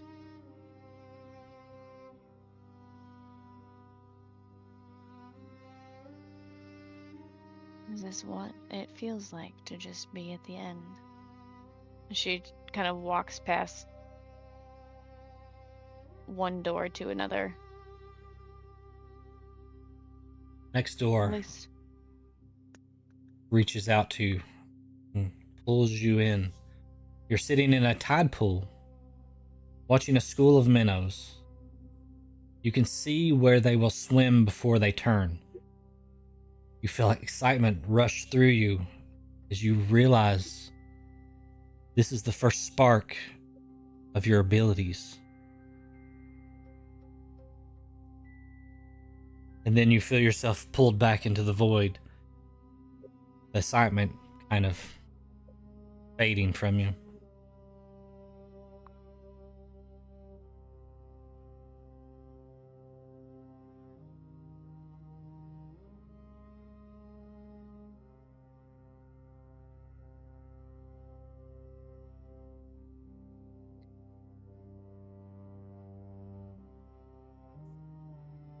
she pauses for a moment and wonders, and she tries to go in the same door. The same door? So as you walk back to the same door, you experience the exact same thing again. That rush of excitement, seeing the minnows and understanding that this is the emergence of your divination powers. And then moments later, you're back into the void. Again, that same feeling of excitement just slowly trickling away.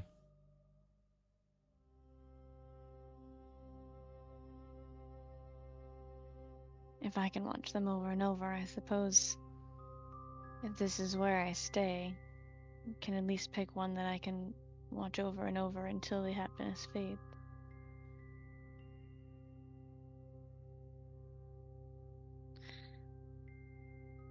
And then she'll go to the next one to see what else she can find.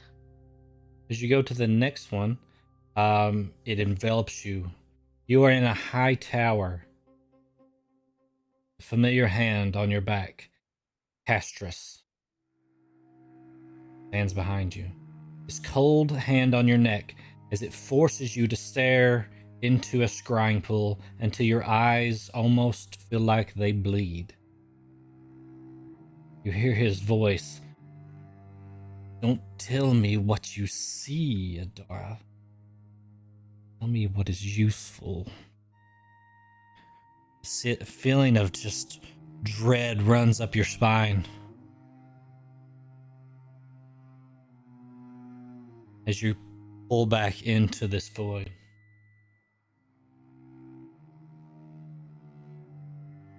Definitely not that door. Do I notice anything happening to Adara while this is all going on in her head? Like her body twitching or moving at all? No, she's laying perfectly still. You might, if you roll another medicine check, you might, I mean, it would have to be a very high DC though.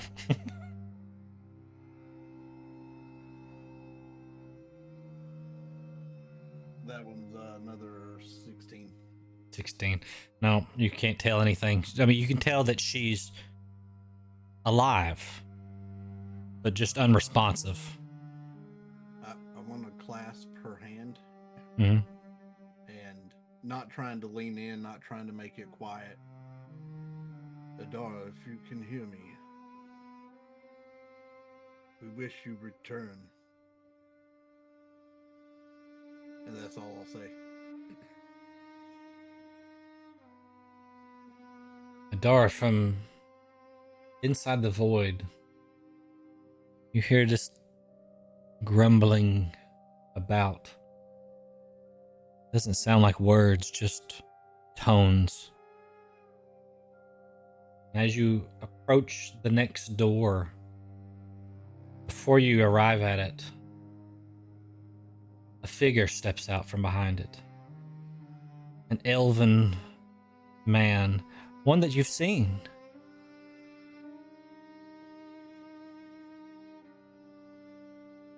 Jesus, my God, even in death do I not have peace? Looks slightly different though. He has more of a glow about him. And here, I have an image.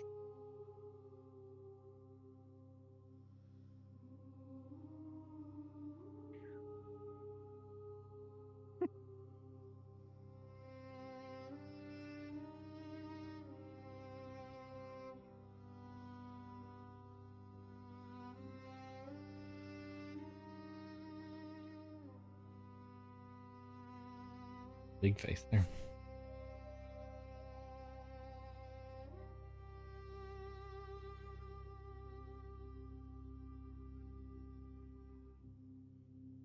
Adara, what have you done?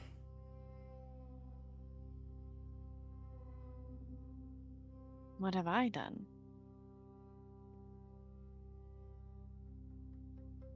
He looks down at himself. I guess you can see who I am now, whether you know it or not.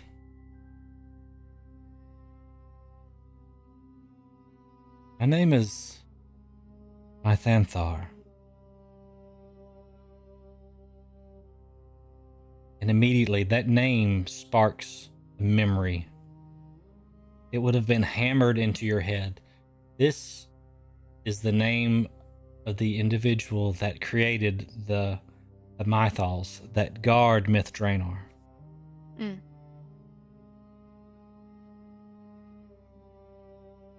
Something seems to have drawn me to you. I couldn't figure it out at first. There is something different about you. Did you plan on looking through all of these? Well, there wasn't much else to do. There may be something else we can do.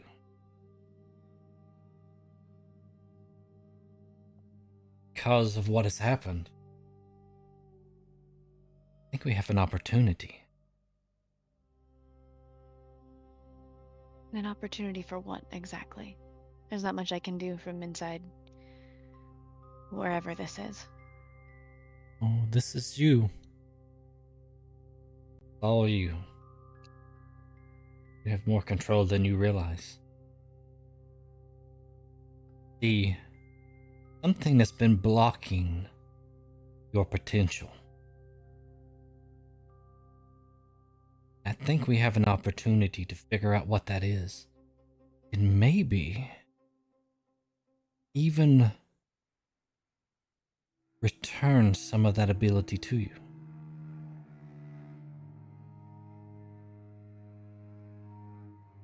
But the first question is, do you even want to? As you've seen, there are peaceful moments here. But just stay here.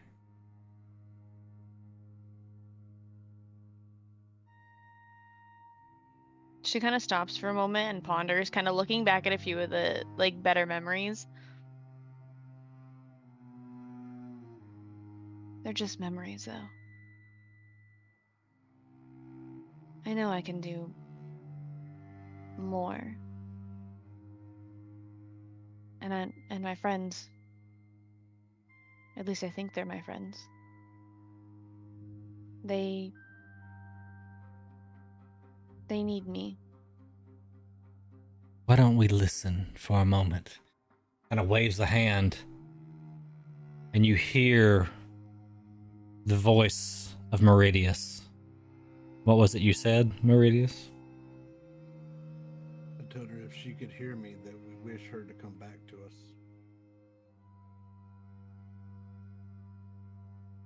Does anybody else in the party speak? I Huck, you're would, not there. except I'm not Huck, you're not there. there. You're not there. That's what you get In for the walking back- away. Abandoned me. You abandoned me. I didn't In the background, know. she just hears Trix swearing up a storm about how it's been a long time since she's taken a zap like that. I love that.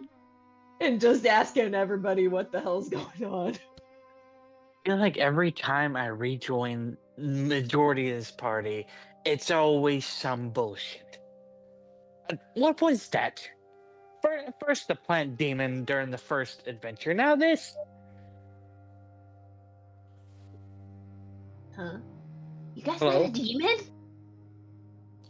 a demon? Kinda sentient plant monster that acted as kind of a hive mind.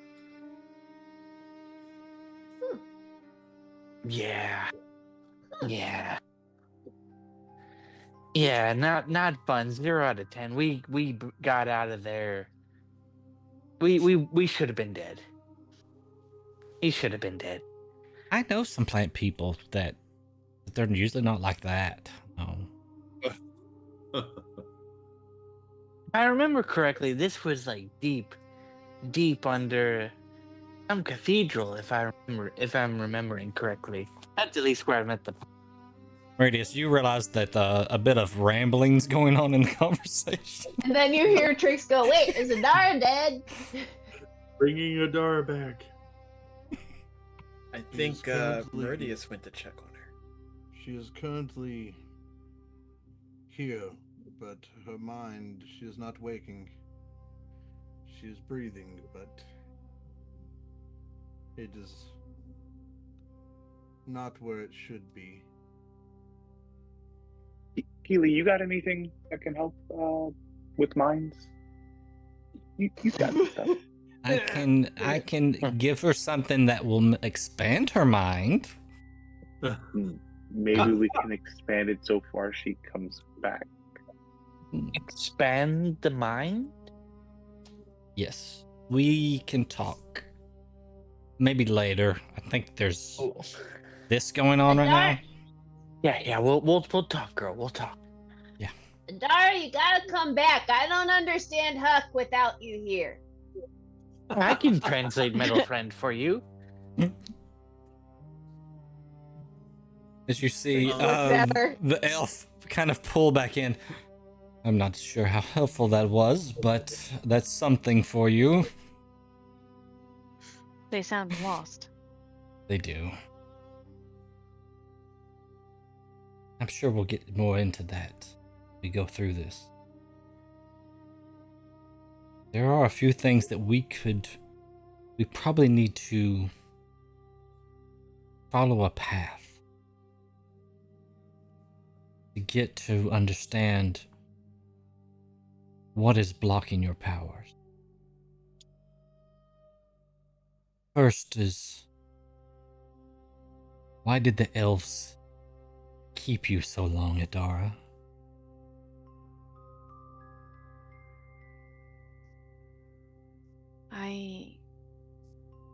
I'm not sure. I remember leaving, they told me I was talented. In the state that you're in here, your body is technically fine. It is your mind, your essence that is scrambled. Because of that, whatever was blocking your powers, I feel like that isn't focused in. We can use that static to try to use your divination powers.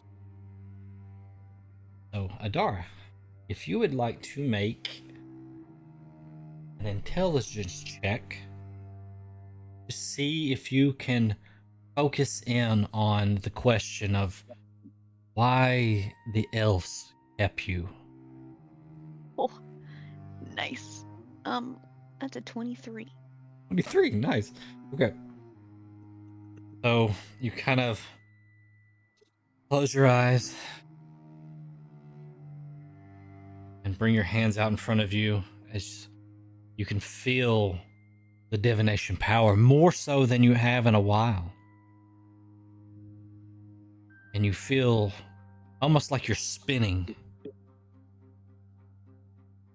And then all of a sudden, the black void is replaced by the king's private solar back in Mithranor.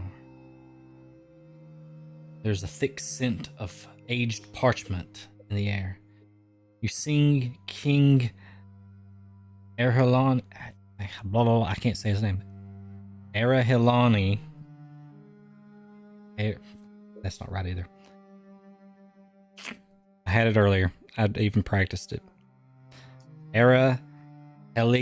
There we go. Erhelon. King Erhelon sits motionless, silhouetted against an amber glow coming through the window of a mythal. Before him, you see Castris, your old teacher,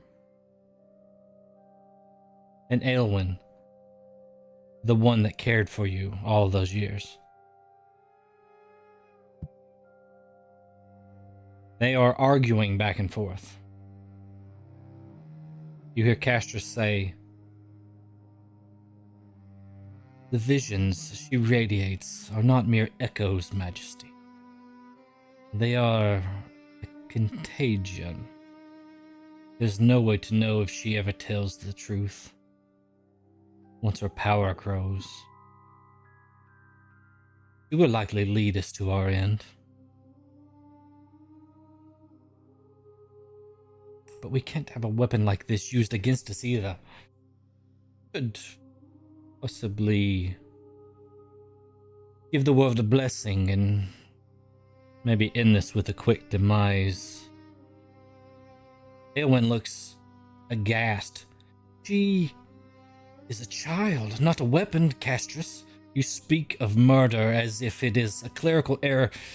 There's a soul behind those eyes, one that trusts us. You cannot simply extinguish her light because we fear its shadow." King looks agitated as he says, "Enough. Aelwyn, your sentimentality is noted. But Castris is right about the danger, though wrong about the solution. The Dead Seer is no use to a kingdom with so many threats. She is far too valuable to be discarded."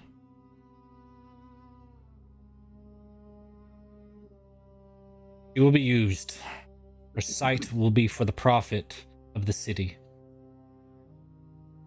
Castris, you will make sure her training goes well. Aelwyn, you will tend to everything else.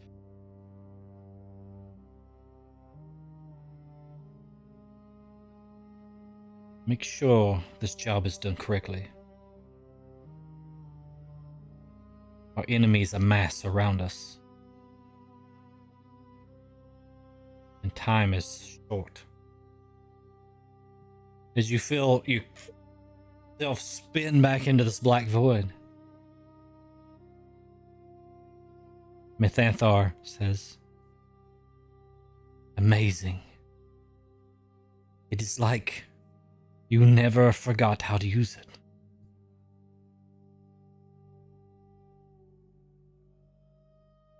It's stronger than I remember. So clear.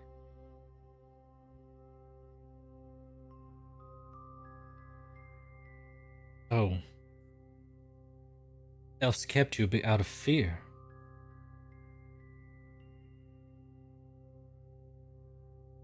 Maybe the only reason you're alive. What were they afraid of, Adara? I'm not sure I understand that what I see is different, that most people don't understand. But divination is not entirely new. I'm not understanding why they felt the need to get rid of me when that became my kingdom. I would have done almost anything to help them. It's the way of kings and politicians. Those beneath them are tools. Sometimes you will find a good one, but most are like this. They have to be.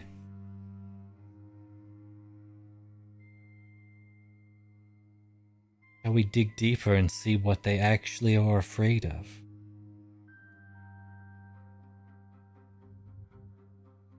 I would like to know. Right, so roll another intelligence check. That one's not near as good. It's only a 10. Yeah. So you feel yourself again spinning, and you find yourself again in part of the cape in Myth Draenor. This is the Star Chamber. You can hear the voices again of a council of elves, including the king, Castras, and Aelwyn, among others. Where your focus isn't quite there, the roll wasn't high enough. You have trouble making out all of what is being said. You hear the king kind of slam his hand down and says,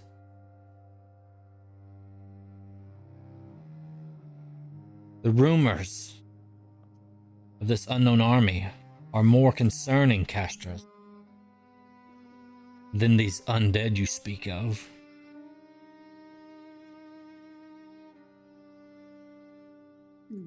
I hear there's agents hidden in every city, and how do I know that none of you are one of them?" And then it kind of muffles. It's just, you know, you can barely hear anything as you hear Aelwyn kind of step through over the crowd and says, "King, do not forget. I know it is yet a rumor as well, but we know what lies to the east. We know that the cataclysm only postponed the inevitable. The Forgotten Queen is out there.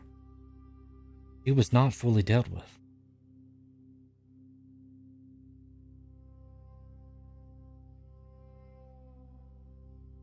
The king says,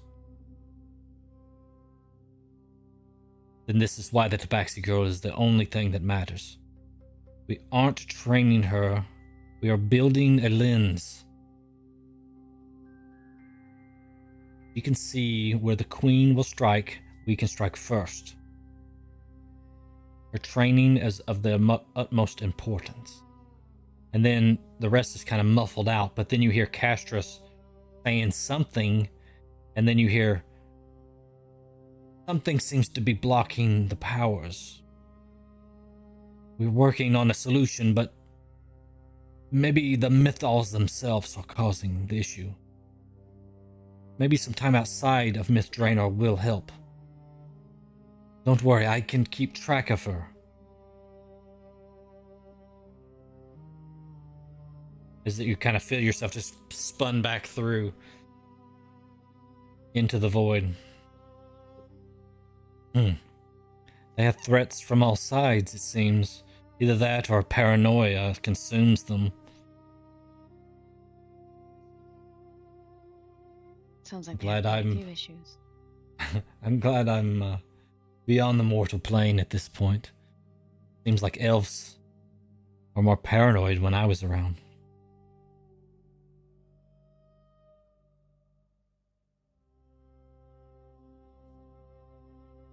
So they want you to predict for you, or for them, the movements of this forgotten queen.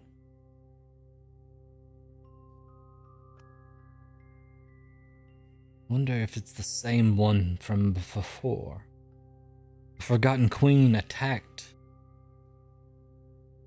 the realm ages ago. Thousands of years ago. She brought forth all of the forces from underneath to attack the surface dwellers.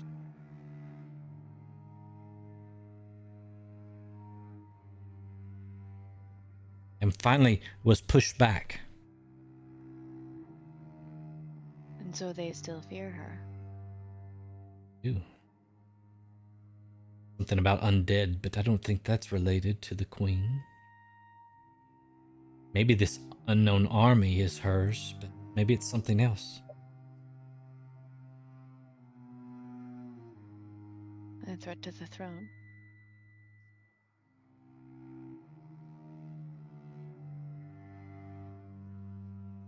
Shall we push further and see what they intended to do with you? Maybe something from the future. With my powers being blocked and my seeing not so great in the normal realm, I feel like this is my only chance to do so. At least for now. Try. So, roll another intelligence check for me. Okay. Well, it's a little better that time. That one's going to be a 13. 13. Okay. So you again feel yourself pulled into a chamber inside of the keep in Myth Draenor. You see Castras and the king speaking. Castras says, "Your Highness, the excavation beneath the Isle of Tabaxi is nearing completion. What we found in those deep vaults, those bronze titans, defies our finest engineers. They do not know, they don't even understand how they work, but they are getting closer. We estimate that the first of these gargantuans will be fully primed for activation within the year." The king nods and says, "A year. We will need to move that timeline up. I pray the queen grants us that much time. With the girl's powers diminished to the point of uselessness, I fear that we would be left defenseless.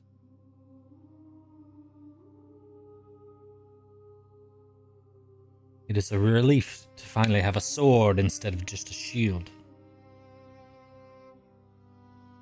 Castras smiles.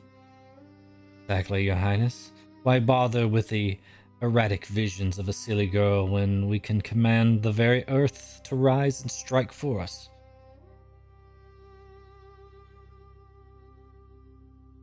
We have found a much more compliant weapon." You feel yourself pulled back out into the void. Interesting. You can see how politics moves quickly. How one is pushed aside so quickly. Don't take it personally. I'm sure your friends would never do that to you.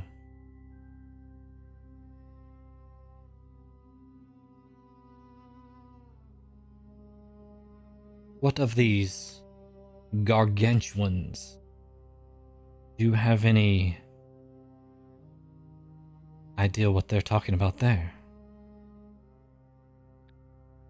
Can I roll a history check to see if I remember anything from when I was a kid? Sure. Actually, these are from like the visions you've had. Oh, okay. Yeah. So, from the visions you've had, you remember one particular where something large, mechanical is attacking Myth Draenor itself. And you see it like You don't see the utter destruction of Metrunner. You just see the attack happening in your dream. It's something that you have ever so often. The gargantuans. I've seen them a few times here and there. When the city was under attack in my vision. Who was attacking the city?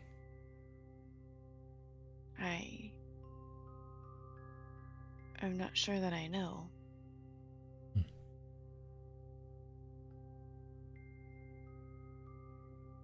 think that is your purpose.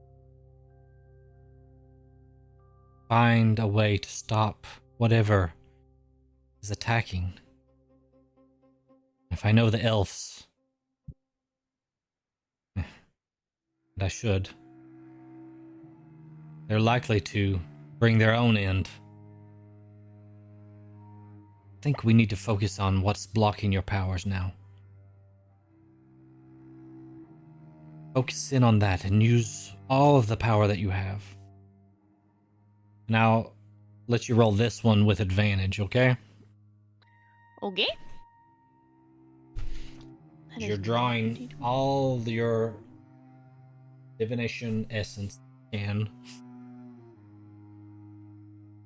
Okay.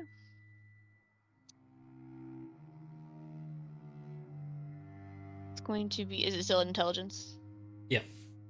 Alright, it's going to be a 19 on the dice, so 23. You feel yourself concentrate in. I mean, it doesn't feel like you leave the void, but almost like the void becomes darker itself. Turns into like thick, oily smoke that smells of sulfur.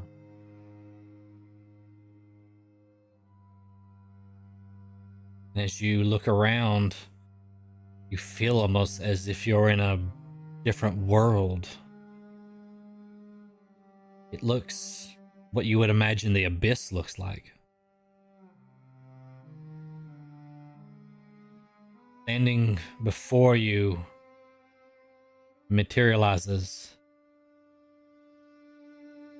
a beautiful drow elf with wings expanded, like bat-like wings expanded out. She stands in a pool of blood.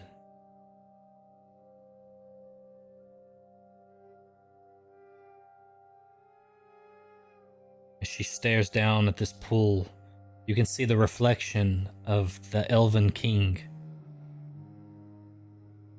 Beside her, a high-ranking lich kneels, waiting for orders.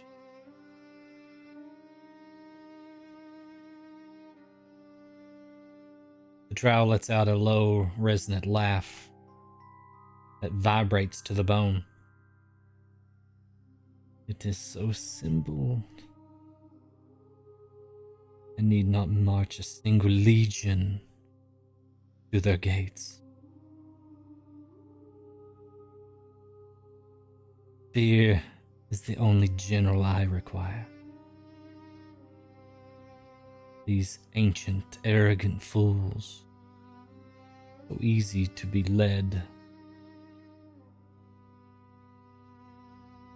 when they are terrified. She sweeps a claw across the pool. The image shifts.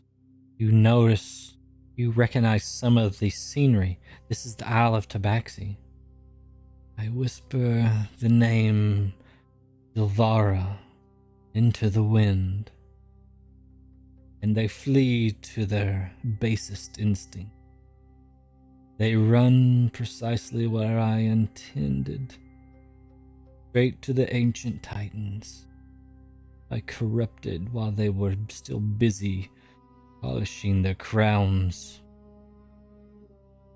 They think they are preparing a savior. They are actually sharpening my blade. She turns her head slightly. As if she almost feels a presence in the room. And the final key. The little tabaxi girl. A minor block. Psychic knot tied in her mind. Their desperate reliance on her power has crippled them and will be their ultimate undoing. While they search for an external light, their own hands are building their pyre. She laughs. Cold, triumphant laugh. Let them activate the automatons. Let the elves strike the match. I won't have to lift a finger to destroy Mithranor. They will do it themselves. As you feel yourself kind of pulled back into the abyss. Almost comforting now to be in this black void, out of the presence of Silvara. It is her. Forgotten Queen still lives. It means to have her vengeance, then.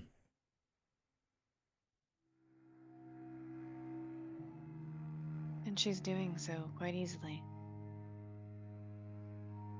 But we come back to the question. Do you want to return? Do you want to deal with the troubles of the mortal realm? I can help you return. Or I can help you move on.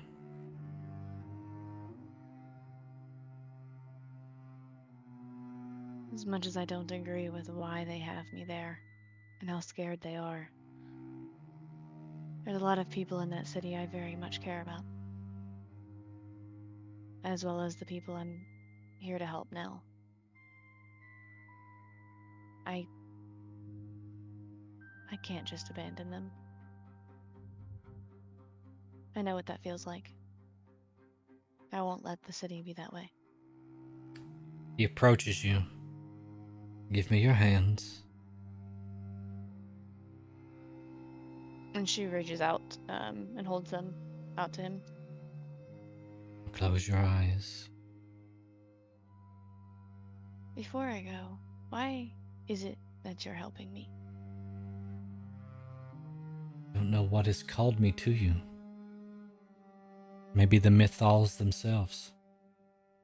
Maybe they've left an imprint on you.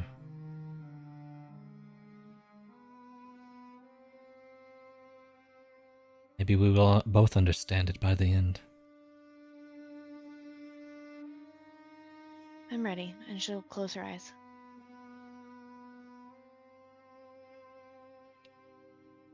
You feel yourself almost rising up. You feel warm at first, and then shivering a bit as you open your eyes and see Meridius kind of holding you. You're kind of just shaking a bit. Welcome back. Mm. You don't hear that. You don't hear that. That didn't actually. I know, because you abandoned me. Oh, hey, she's alive! What I said worked! Her eyes kind of flick open a little, and you kind of hear a low groan. What happened? Now that you are back with us, on a more conscious level, I apply 20 more points of lay on hands. So you have 40, right? Yeah. I feared that we had lost you.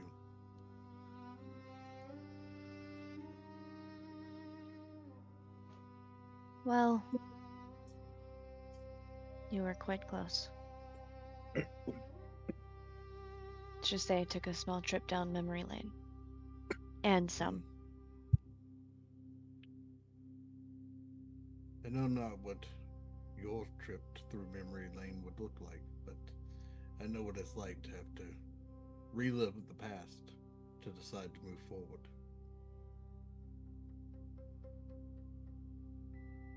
She kind of reaches up and grabs her head. Is everyone okay? For the most part. You and Trix took the brunt of the damage that was caused inside of that flower. And Huck is nowhere to be seen. But everyone else is here. I heard you got a good zap, Trix. Yeah, it's been a while. Since I was first learning the basics of it, and you see Craig kind of pat Trix on the head as she casts Cure Wounds on herself at 3rd level via Craig. Because it's adorable. It's fine. Also, Kaylin, Yes. when somebody's dying, please try not to remind me about the awful creatures we found in the bottom of that damn cathedral. Listen, I'm just saying. Every time I kind of group up with you guys, it's something like this. Which I'm not mad at. But, I give don't a girl recall a I warning. almost died then, too. Like I said, I mean, to be fair, to your credit, you are the reason we got out of there. Look at Cutting it. Adara, and then I look at Kaylin. So are you the reason that all this keeps happening? Ooh, You. You've Me? said Russ, that I sent you a twice message. that you've joined a group of these people, and twice you have been in some of the worst fights imaginable. oh, no. I'm not to blame. To be fair, I'll take blame for this one. I did want to see what would happen, but I did not expect it to trigger an ancient dragon of all things. Shoot us back out into the normal realm, maybe, but that was not what I anticipated. 0 out of 10. Would not recommend it. That dragon was rather strong. I've not faced one of his caliber before. Whenever you feel like it. And what'd you think? I think that you all should have ran the moment that you got out of that house, like you did. I did! It's not my fault I got whacked with this tail. You guys But hear she like a was invisible, screeching so sound. none of us saw her get hit by the tail. No. You guys hear like a screeching sound that comes like overhead. You're not really familiar with like type of technology, but then a familiar voice comes through. Oh, is God, it's this on the PA is this system. on? Testing. 1, Oh, 2. Oh, he found When an the hell did intercom. he put it in intercom? He's a bot of mystery. Just kind of go with it. I wasn't talking Greetings, about her. valued research participants. That's a nice word, isn't it? Participants. Please prepare. Please proceed in an orderly fashion to the primary ignition well on level 4. Do not mind the emergency klaxons. They are merely musical accompaniments for the grand activation. The countdown on the main terminal represents the completion of the great work. Oh, good job, everyone. I remember starting a great work today. I did. Did we have that on the calendar? No.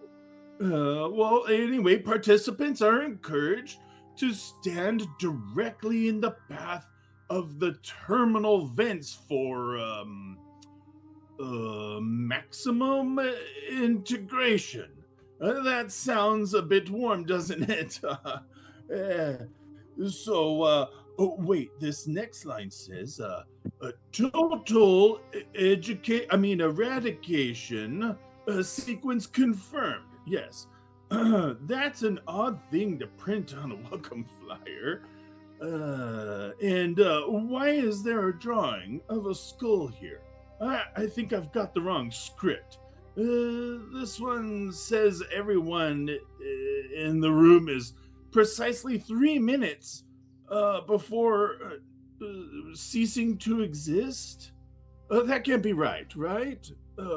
And then you hear that, you hear, and then it's static, and then it's just off. As there are now like siren, like beeping. You guys are not used to this. Just Eradication. Son of a bitch! And flies out the door towards whatever kind of control room or whatever she knows of that exists. As you fly out, you see Vigil kind of walking at a hurried pace. Where did you let him go? That could only have came from the main laboratory. Please follow me. Trix is yelling back at the others. If you want to come, let's go and stop this shit. But her wings are like glitching slightly because she just took a giant blast of electricity. So like every like 5 to 10 feet, she kind of like half skips and falls like half a foot for a second. You like a little gnat. They need a tune-up. Oh, Don't you we guys, all? are you all following? I stand up and hold my hand out to Adara. You guys done. Are you okay You to stand? switch around. I and should- you- Be okay. And she'll reach up. She's gonna grab your hand, but not your hand directly. She's gonna grab like your forearm. Yeah. And latch on and kind of help pull herself up. What was our what are we activating? What is? And then she kind of pauses for a moment. What are we activating? I don't know. Trix knows more about this place than any of us, but apparently your friend, Huck, has gotten himself into some potential nefarious project. Oh, he does that. Yeah, that Rick- wouldn't be the first time. Let's. Rix, you would Go. know standing in front of the thermal vents would not be good for anybody's health. I mean, eradication didn't sound I good. kind of guessed Or that. education, whatever word. Education and eradication. It was a Adara- rat. Eradication? Because you couldn't Ed- say the word eradication. Listen, words are hard when you're old, okay? Raise your height. Okay, so you guys make your way to the main laboratory. And on the way, Trix is also chugging a potion of superior healing.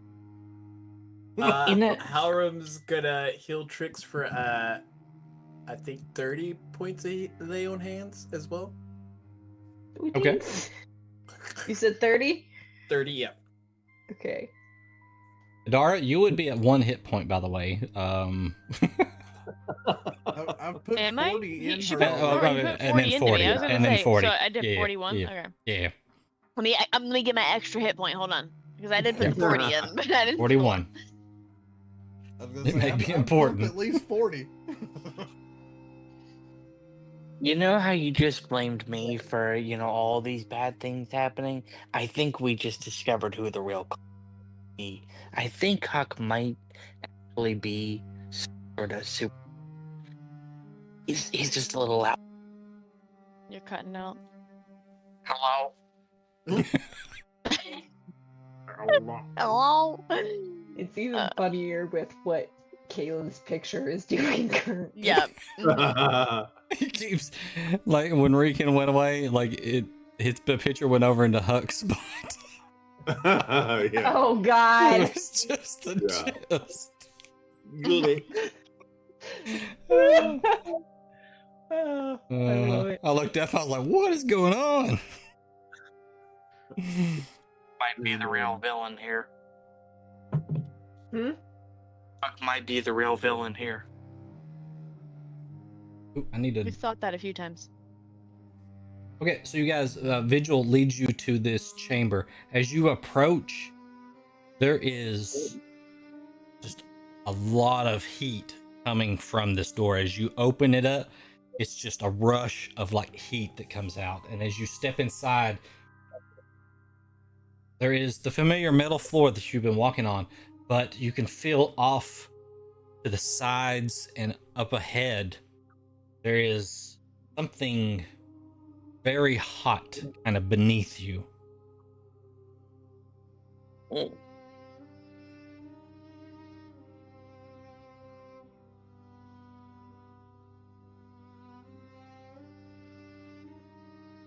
Son of a bitch! I know this room! I've fought here as a territory. Find yourself in a room that is filled full of like various contraptions and stations, and there's also lava underneath. And I feel like Halram's having the weirdest sense of deja vu right now. I will say there's like a door up here. There's a door down here and a door down here where you guys came through. Okay. And I guess I need to drop Keeli on the map. So with you. Okay. Get 2 Keelis. No, she was there and then No, she she disappeared. was. Now she's gone. Yeah, let me reload this page. It's like giving me duplicate Keelis. I can't handle 2 Keelis.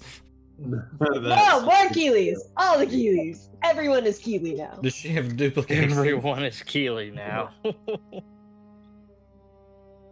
There we go. Now we But just have 1 Keely, Keeli. a couple levels in in Trickery Cleric, and learns how to make duplicates. Is that what we're suggesting here?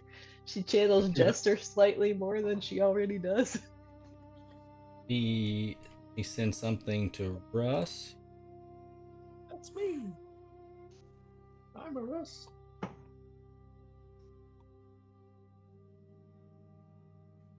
Did Halram forget about this room? Oh joy. I mean, Halram to was be also fair, unconscious the entire fight. Last time Halram was here, he got laid the fuck out in one shot. Not actually. Diz just didn't feel like having to control you. Trauma. So Halram slept through this fight.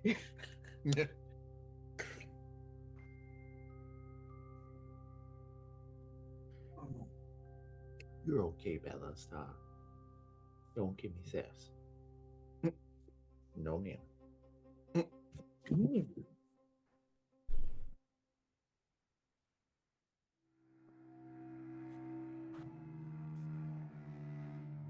Oh. Is Huck going to be the one that kills us all? I think it might be. I think so. The events just they're too. It's Huck. Gotta be Huck. And of course he would find this room. Ah. And he probably went through the door. Now, listen, y'all. I am hapless, okay? I am not some evil, okay? I'm just along There you for go. the ride. I There's mean, your y'all message. might Huck Bored may one think he's time. not evil, but I've met some of your evil versions as JD and had to fight them. So don't tell me, sir, that you're I not think evil. Huck might be the next Jigsaw. As you walk in, you see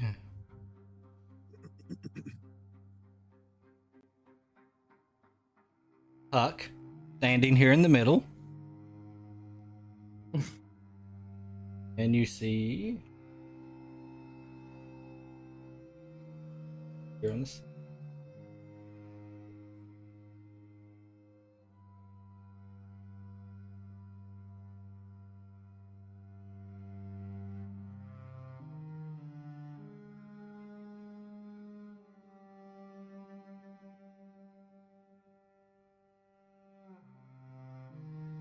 And as you walk in, Huck looks over at you with red eyes and in a very deep, almost demonic sounding voice says, "Now, I will deal with you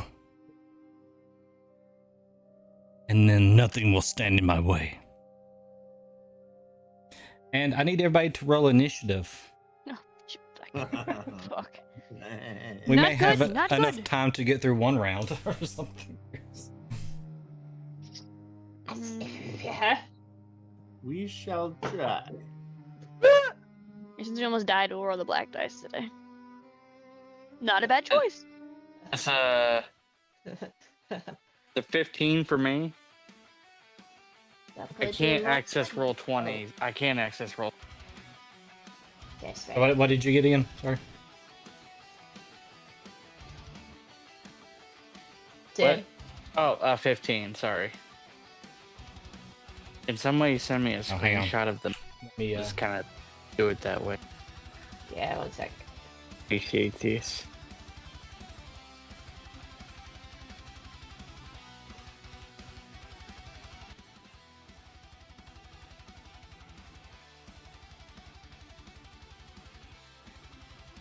I have a solid 4. Nice. Mhm. Honestly, if you're gonna roll low, at least it's on initiative. Yeah. All right, what did you get again, Kaylin? 15.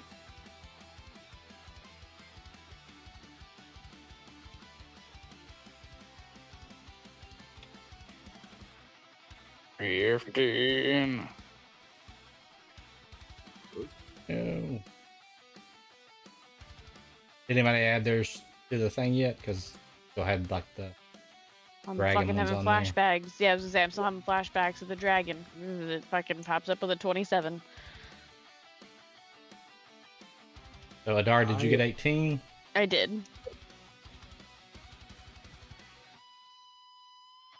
And I'm sorry, Tim. One more time. You're good. What was it again? Sorry. 15. 15.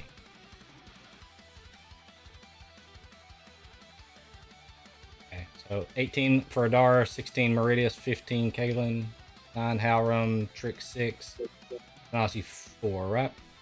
And then Huck, did you roll? I rolled in roll 20 and I got an 8, but I don't have token control. Just not present. Spoiler alert. Oh yeah, Weird. Come on. just added in. Come here. Got the Ocho.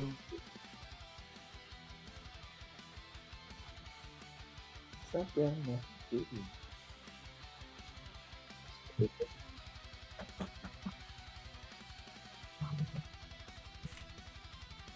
Two. Hey.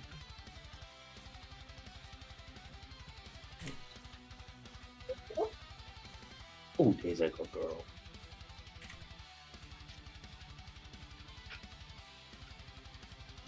Please get there.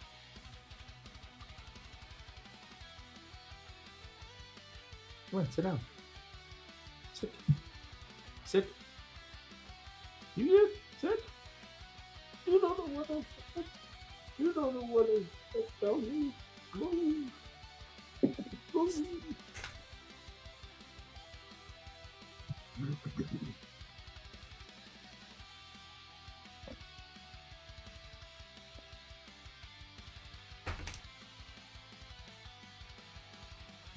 Ugh. Or I mean, yay. Gross. Yay! Oh, You know what round it is, right? numero uno. Where am I? Hey, you're a good All boy. right. So we're gonna start out. Yeah, it's with- weird, Tim. Apparently, when I took the screenshot, you weren't there. So you're like between Meridius and Halram. Now you guys can take That opens time up. to rearrange yourself there if you want to, just at the door or That's the true. next space up if you want. Trix was at the front of the group. You guys can rearrange if you want real quick before we start.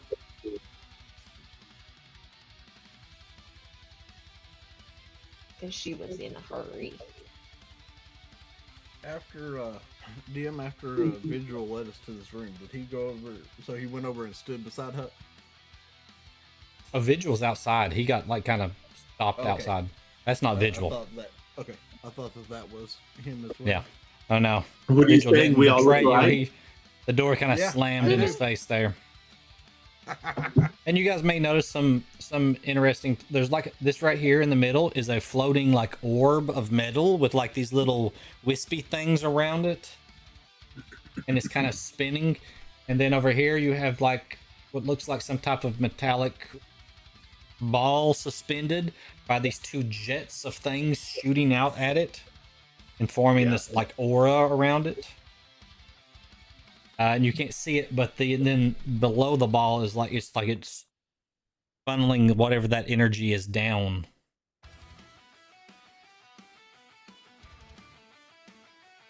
Okay, is everybody where they want to be in the positioning? Okay, all right, cool. All right, so it is guy over here's turn first. One labeled as 14.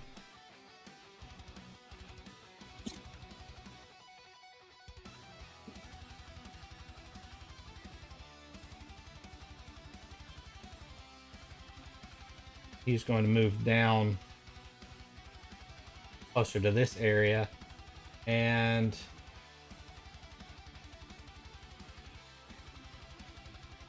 so he's going to focus in on Meridius, and I need you to make an intelligence saving throw.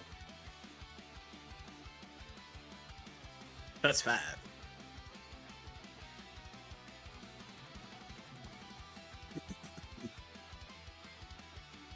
With a +5 is a 22. 22. You take 10 points of psychic damage. You feel the urge of like you want to say something, but then you kind of pull it back. But you take 10 points of psychic damage. I didn't hear any of that after I told you my number. Oh, you can't hear me? I can now, but I Oh, couldn't. okay. Like Sorry. the music and everything cut off right after I told you my number. Oh, gotcha.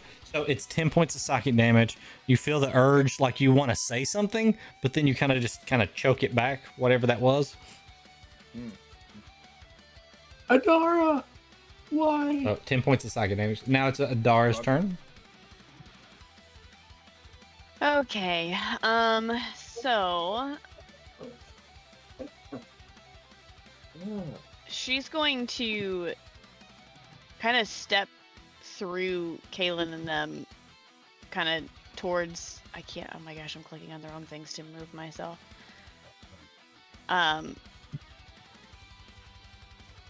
She's gonna be like, Huck, we can't do this.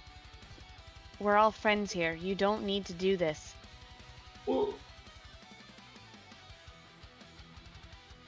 He just stares at you with these red eyes. He still has red eyes. Okay. I Yeah. just wanted to see if anything happened. Yeah, at the moment, yep. She's gonna kind of shake her head, like knowing kind of what's going on. I don't want to hurt you. And as she says that, she holds out her hand. She's gonna cast Charm Person. Okay. And I need a Wisdom saving throw.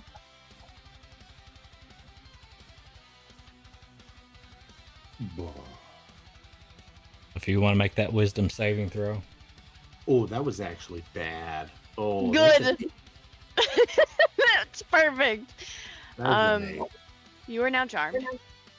Oh, great. Oh, great. Just when I start my villain arc.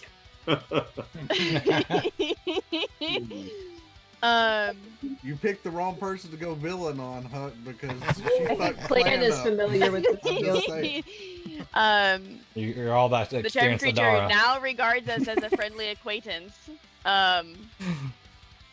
And yeah, because we haven't done anything to you yet. And as she finishes casting, can she tell that it took hold? Yeah. I mean, you can tell the magic took hold. Yeah. Let me check something really quick, just to make sure. Oh. Actually, Oh, you feel like it doesn't. You feel little bastard. Like you feel like it takes hold almost, but then something kind of breaks it, like it just pushes back against it. It's almost like you are targeting multiple targets. Do I control part of it? I mean, maybe. Okay. I would say it's partially took effect. To what extent you don't know yet, but Love okay, you, buddy. so I feel like it partially takes effect. I mean, that's okay. it's confusing. I know, but it'll make sense eventually. It'll make sense eventually, which is perfectly fine. But I just, the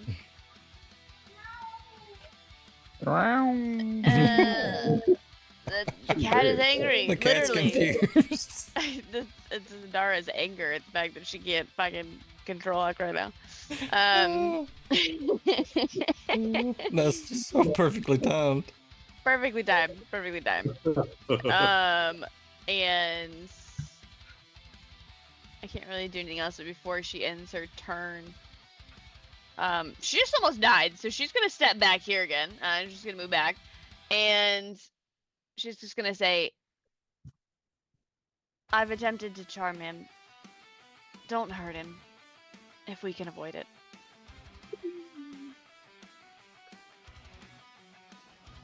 And that'll end my turn. Okay. So that will be 05's turn.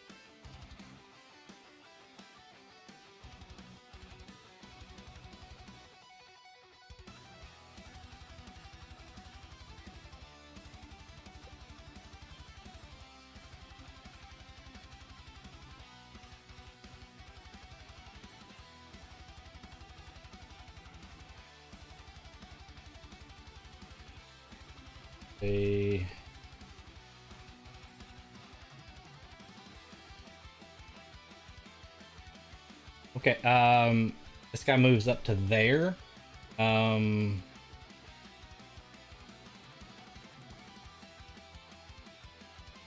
need you to make a Meridius. I need you to make a wisdom saving throw.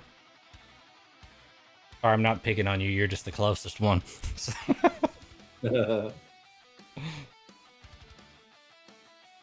+5. Yeah. Listen.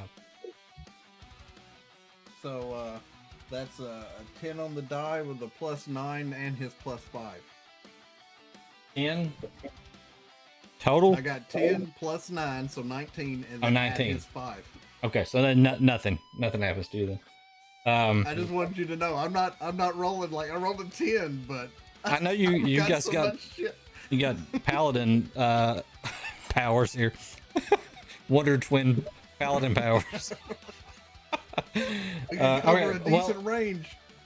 Still, as he's coming through, you see this big hammer coming down at you. And that is range. Nice. Yeah, he has some range. This guy does. That's a 21. That'll miss. That one misses. Second swing is a 26. That will hit. Okay. You take 19 points of bludgeoning damage plus 9 points of radiant damage. I find that odd that a paladin takes radiant damage, but I know, right? can I absorb that to use later? Is all I want. Fuck up.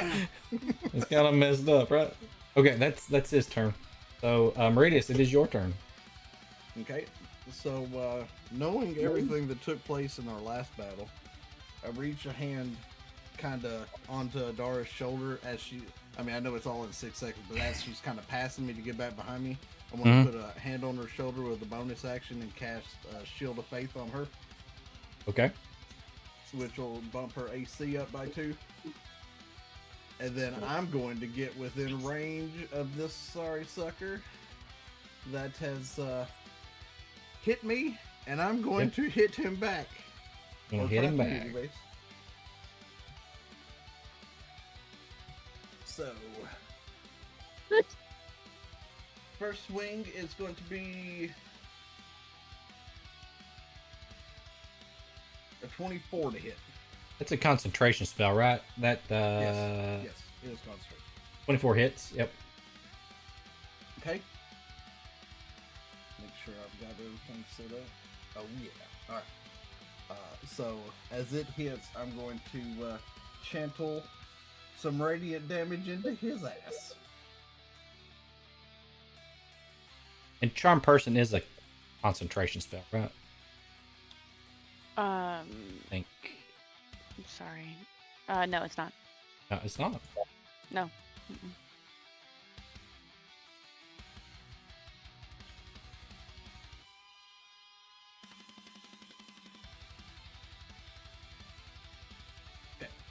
So you want the radiant damage separate from the weapon damage, or you want it all at once? You can give it to me all at once. Okay. That would be 48 points of damage. Ouch. He shouldn't have hit me with a fucking hammer. And I'm going to try to swing on him again.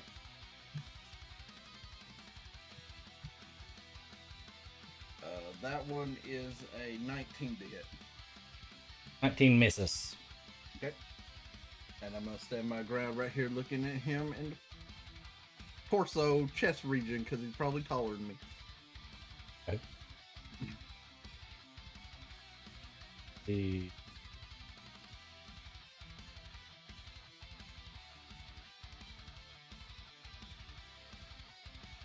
And besides Diz, I don't view it as picking on me. I'm supposed to be the one you're aiming for. I'm the tank. You do be the tank.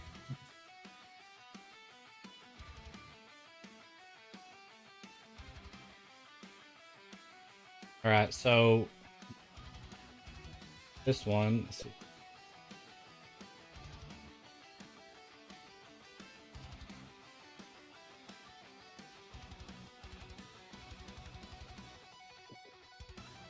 All right, so this guy here, he steps forward, and it just looks like he disintegrates. Okay. Interesting.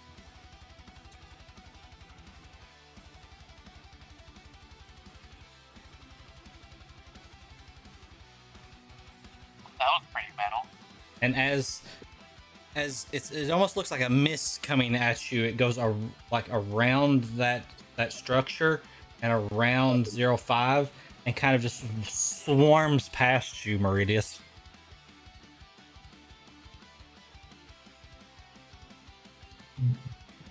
Smell like burnt metal.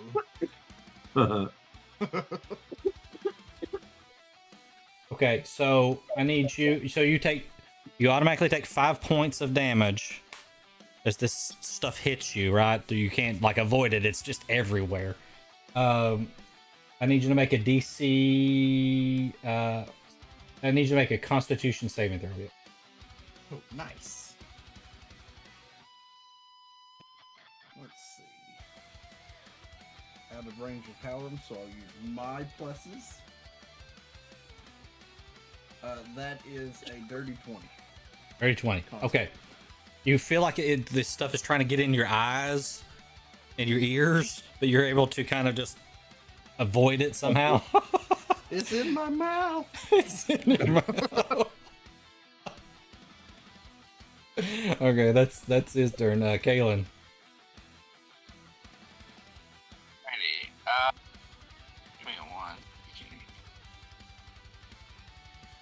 Okay, so can't hit Huck. The other ones are fair game, though. Correct?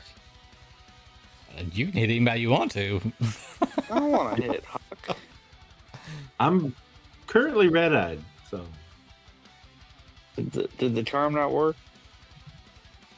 Hard to understand at this point. Nah.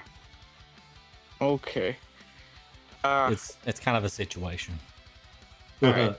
Is the one, I guess, sort of in front of me still standing?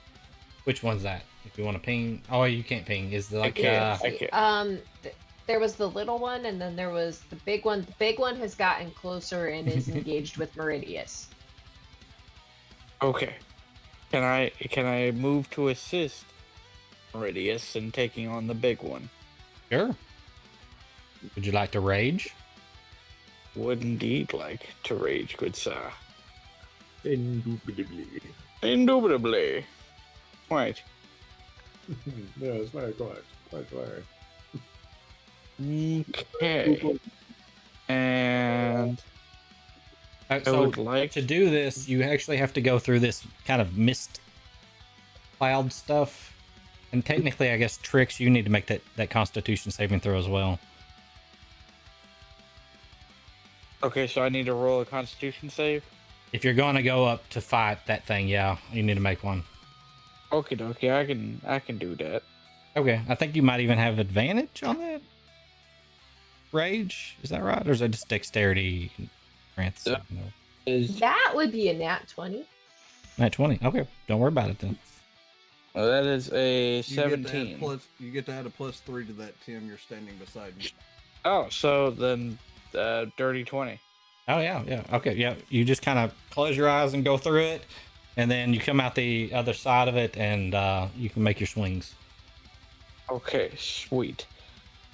Okay, so the first one is going to be a 23 to hit. That hits. Okay. Alright, and that is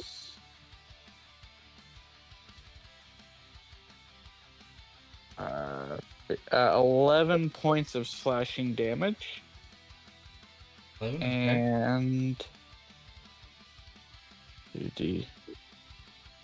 And that is 8 points of fire damage.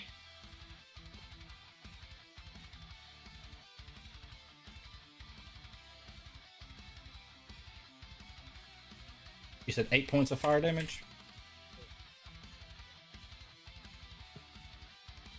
I think so, right? 8. Yeah, 8. Yeah. And I'm trying to remember how many attacks I actually have. Because I'm looking through the character sheet that you sent me. You And should it's have like the whole 2 whole at character. least. I can look real quick, but Yeah, if you wouldn't, if that's okay. it's at least 2. You can roll again. Know Okay, that. all right. Maybe 3. Okay. I think 3 starts at 50. Yeah, only 2 right now. Okay, cool. But you do have a second one. All right, so that is a 19 to hit. That one misses. He's beefy. That's the beefy one. The beefy. All right, and that's gonna be it for me. Okay. The Hjalrim up next. Okay. Gonna move like here. Was I supposed And to roll for then- Keely? Oh yeah, Keely. I'll roll. You forgot Keely? I'm not controlling Keely right now. We'll let her go after Hjalrim, but she actually rolled a little higher. Howram's gonna bust a spell slot and cast Detect Thoughts on Huck. Alright, buddy. Been in your mind once before, but let's see who else is hanging out. I can't dive deeper until next round, but I am concentrating on any thoughts going through Huck's head. Okay. Hang on one second, and Bonus action. that works right now, though, right? So you can be able to see them, hear them right now. Oh gosh.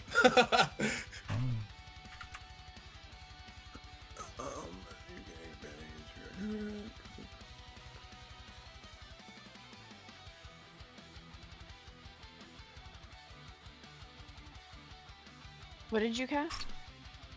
Detect Thoughts. So you cast it so you can get surface level thoughts right now, or can you use it to go deeper in right now? Just surface level. Okay, surface level thoughts. I'll send you something. Okay. And then bonus action, I'll cast Hexblade's Curse on the big guy.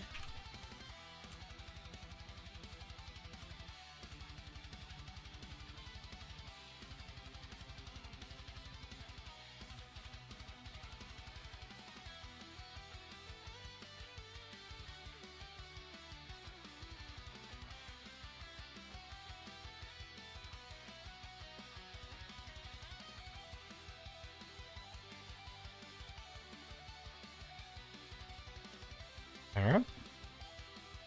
If you want to play Keeli, you can.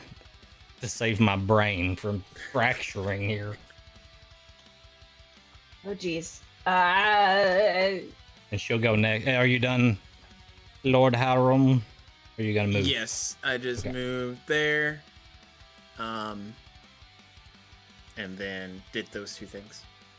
I don't know how to do a Hexblade Curse, so I'm gonna figure that one out. Where the fuck?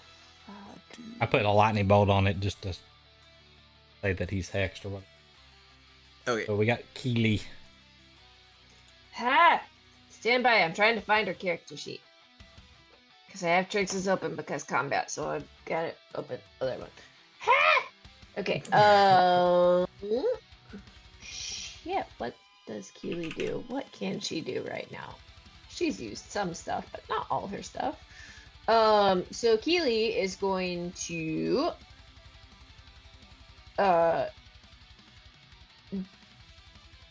Keely's gonna do what Keeli does, and she's gonna take her club and smack it against her shield as she casts Shillelagh. Okay. And as her and as the club hits, a cloud of spores goes out and kind of settles around her as she uses symbiotic entity and kind of starts to move towards this guy. And that's gonna be Keely's whole turn. What's her hit points right now? 63. 63 total? Yes. What's her max? 73. Okay. Putting it on the token there. Back up it easy. Halen was a little impressed with the slamming the club against the shield thing. Ooh, I'm gonna And like she's this just one. got an adorable grin on her face the whole time. Because I'm you gonna do like this one. you do remember, because I haven't actually stated as designed for Keely's shield, but it has like cool pink shit painted on it. I haven't Love it. decided on details, but yeah, it's adorable. So we'll finish this round and then we'll probably stop. But Huck. Red Eye Huck. You got your message there?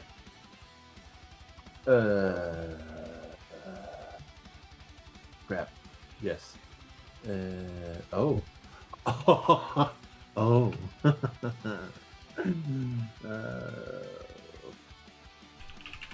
Okay, I'm going to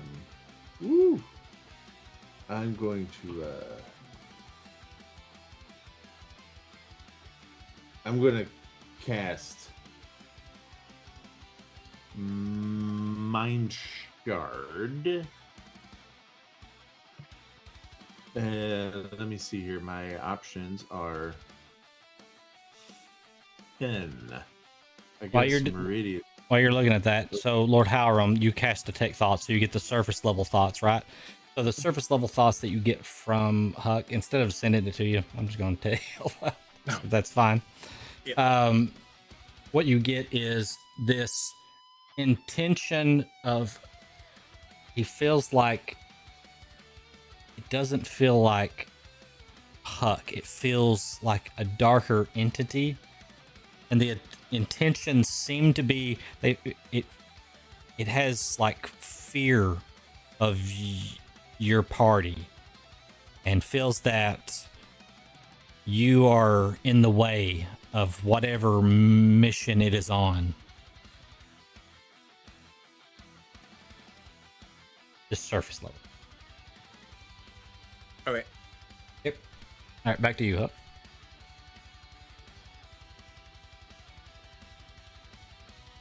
So I'm going to let's see. I'm like red-eyed, right? So I'm going to cast Yes. on friend Meridius here a mind shard, Okay. which Ardius is, is getting bullied. I mean, he presents himself right in front. Like my viewpoint is totally full. That's a 20. This would be a 20 to hit. It's actually not though. It's gonna be an Okay. 11. Oh, you don't have to do anything. He won't hit me with that 20. Okay. If you don't want to waste it, he can't hit me with that 20. I thought you said 23. Did you say 20, Russ? 20. I heard 20. Oh, okay. 20 to hit. Yeah. It doesn't matter. It's I mean, if you want to use it, you can use it, lady, but he wouldn't have hit me with it. that's okay. It's a 13. Good. Yeah. I mean, So fair he play. really didn't hit me with it. Adara wouldn't know that it wouldn't Right, hit, right? She but- would just see it happening. Yep. So yeah, that's fair. Yeah. So No, But it just doesn't You work. missed, sir. Yeah. One per for regular, right? Yes. let's see. I was like, wait a minute. So that 'Cause the is first option is like its own option, right? you can pick the three either. You get three of that one or the first one, and then the other one as well. So 4 total. Oh snap! Oh snap! Every time, Every time. like every round. Oh my goodness. Okay. All right. Well, let the villain arc begin. Okay. I lied, killer. So- Did you give Huck legendary actions? Did you give Huck legendary actions? I lied, killer. I mean, not quite. I mean, what I'm hearing is JD's just going to have to help put him back together with Yisley and possibly Trix after I slaughter his ass, is what I just heard.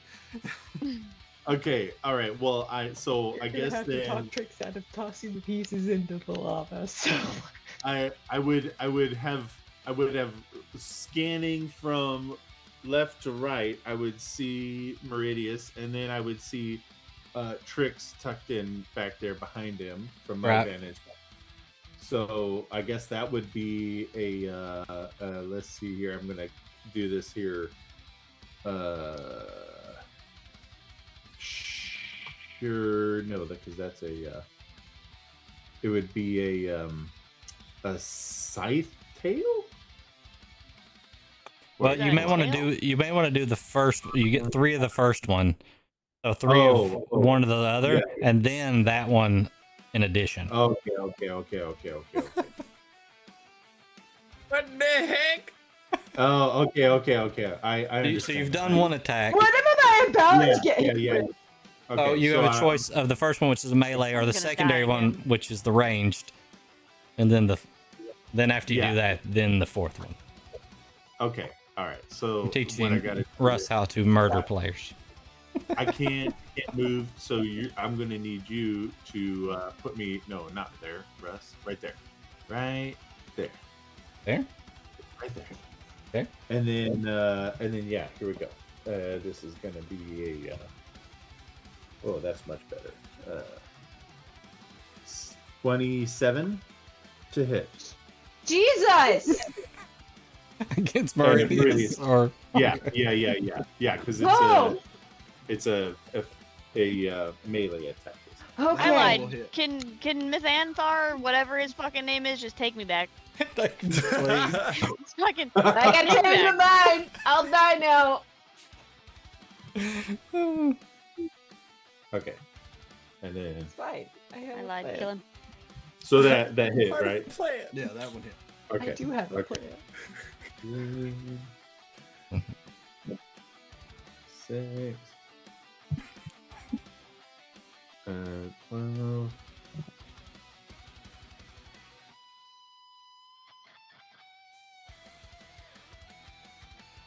After this, 19. 19. Mhm. I should have probably checked this before, but Did he say a 19 to hit on a second? 19 will Yeah. miss. The 27 will hit me. Oh, no. Sorry, that was damage. 19 was okay. damage. Okay. 19 was damage. Yeah. I was gonna say to hit that's gonna miss. I know Trix and Adara went down in the battle, but did Meridius look rough before the battle? Oh, he didn't. Oh, I understand what you're saying now. Okay.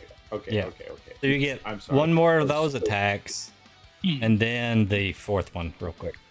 No, Judgy. Even the dragon had trouble hitting me. He hit the building the first time he swung at me. We'll go ahead Okay. and make either melee or ranged. And the This ranged, one- ranged attack. Okay, yeah. So if it hits, then there's a save. So Okay, yeah. So now I can hit. Yeah, now I can hit Trix. and notice your reach. Yeah, you can. You can reach. You have a little bit further reach. Oh my god! Oh, I do. Okay, so that would be a 19 to hit Trix. Meets it, it meets it. Yep. You got Hit. me. Yep. Oh, okay. All right. Okay, so here we go. Math, all the math. Oh, that was favorable for you. And what looks like is happening, he's not actually making physical contact. It's like this purple, like, claw comes like out of the ether and like hits you guys. I'm so sorry. I rolled everything else so perfectly. That's a 23 damage. I'm gonna use Aura of the Guardian and absorb that damage for Trix. Okay. Okay. Trix, you don't happen to have a relative by the name of the Blue Entity? You know what? We'll talk about it later.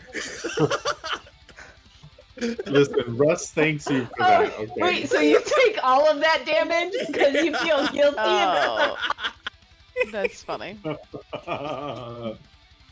Okay. So then Alright, I get last one one attack. to take, right? Okay. Yep. Here we go. DM, do Yeah. I do mine after he gets done with his last one or before? Do what? Sentinel, he hits somebody and he's within 5 feet of me. I mean, you can do that. That's what I'm saying. After You can the do it now attack. or wait till he's done with his final one. I mean, you can hit him now if you want to while he can be rolling his last attack while you roll it. I was just checking. Russ I'm is gonna hit learning him like a with whole new character here. All of a sudden. That's what's This is, taking longer. It's yeah. like, Yeah, sorry guys, sorry. It's- Oh, you're fine. so- I was just checking if I needed to wait for your full turn before I rolled. So this is going to be. Oh, I just lost my thing. This is going to be against Keeli, and it would be a. Oh, where did it just go here? No, not that one. Well, it's a 17.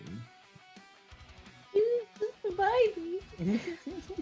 Yes, man. against Oh, wait. Caitlin I have 40 temporary hit points. or Keely. You said Keely. Okay. Yeah, that's right. Yeah, I Keely. forgot Oh, to yeah, add yeah, that. yeah. I did my fungal form. And this one doesn't so much look like he's swinging. It almost looks like something reaches over top of him and strikes down at Keely. Yeah. Wait, so did that hit? Okay. So then I need to do woof. Okay. I'm so sorry.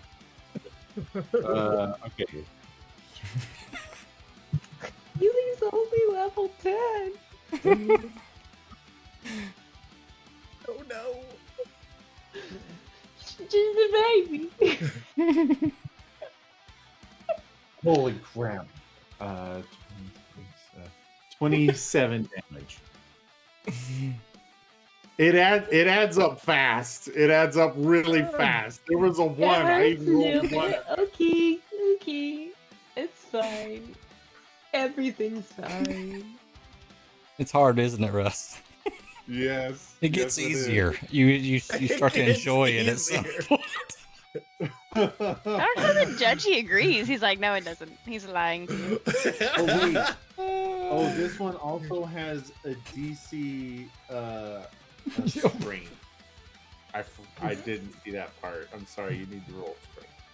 It's only easy if the players No! are mean to you. This is why Diz wanted me to play her, so that I could be the one bullied instead of him. That's what this was. I don't want to roll a strength saving throw for Keely. You get a +5 because you're within 10 feet of Hjalrim. Oh, thank you. I need that. Yeah. Yeah. she Okay, that's gonna make it a 22. does. Oh, you're just fine. Just barely, but you're fine. Okay. Barely with a 22. What the fuck did you do to him? Okay, I rolled that's a Huck's 26. turn. I rolled a 26 to hit Huck. So 72 is gonna move over to Keely. Because Keely's the closest. Buck's Yes. trying to Oh take yeah, this sorry. Yeah, attack. go ahead. I rolled a 26 to hit Huck. The That head's like hits. swiped over. Yeah. Yeah. Nice. I went ahead and rolled the damage because I figured he would get hit. That's 53 points of radiant damage. 53. Okay. And an additional 6 of just piercing damage. Shish kebabs, man. I'm supposed to be the bad guy. You need Okay. to chill out. Also, with Sir, him that has nothing to attacking do with him, being a that bad charm guy. You person attacked is gone. people. So mark that on your character sheet, Russ. 59, right? Total. Yes, 59 total. Okay. Good Oh lord. gosh. So 72 is gonna go over and take a couple swings at Keely. And she's 19? going to- Yes, she's going to use a reaction to use Halo of Spores for 2d8. Well, make a con save. Make a con save.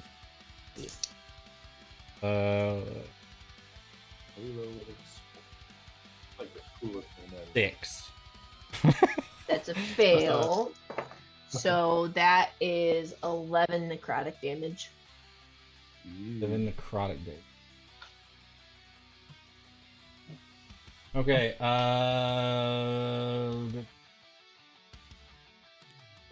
so you, in reaction, you have to make a dexterity saving throw. Where does it happen? Where's the spore cloud hit? Like, is it 5 feet, or is it like further away, or? It, like the range for it, like, Yeah. oh, it's a reaction when they start their turn or enter within 10 feet of her Oh, within on the 10 turn. feet. Okay, so it Yeah. hits there.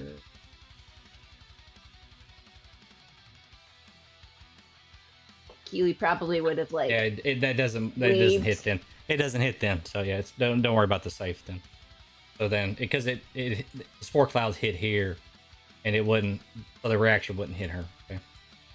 You do notice that something like electricity like shoots out of the guy, and then he steps closer to Keely. And the first one hit, right?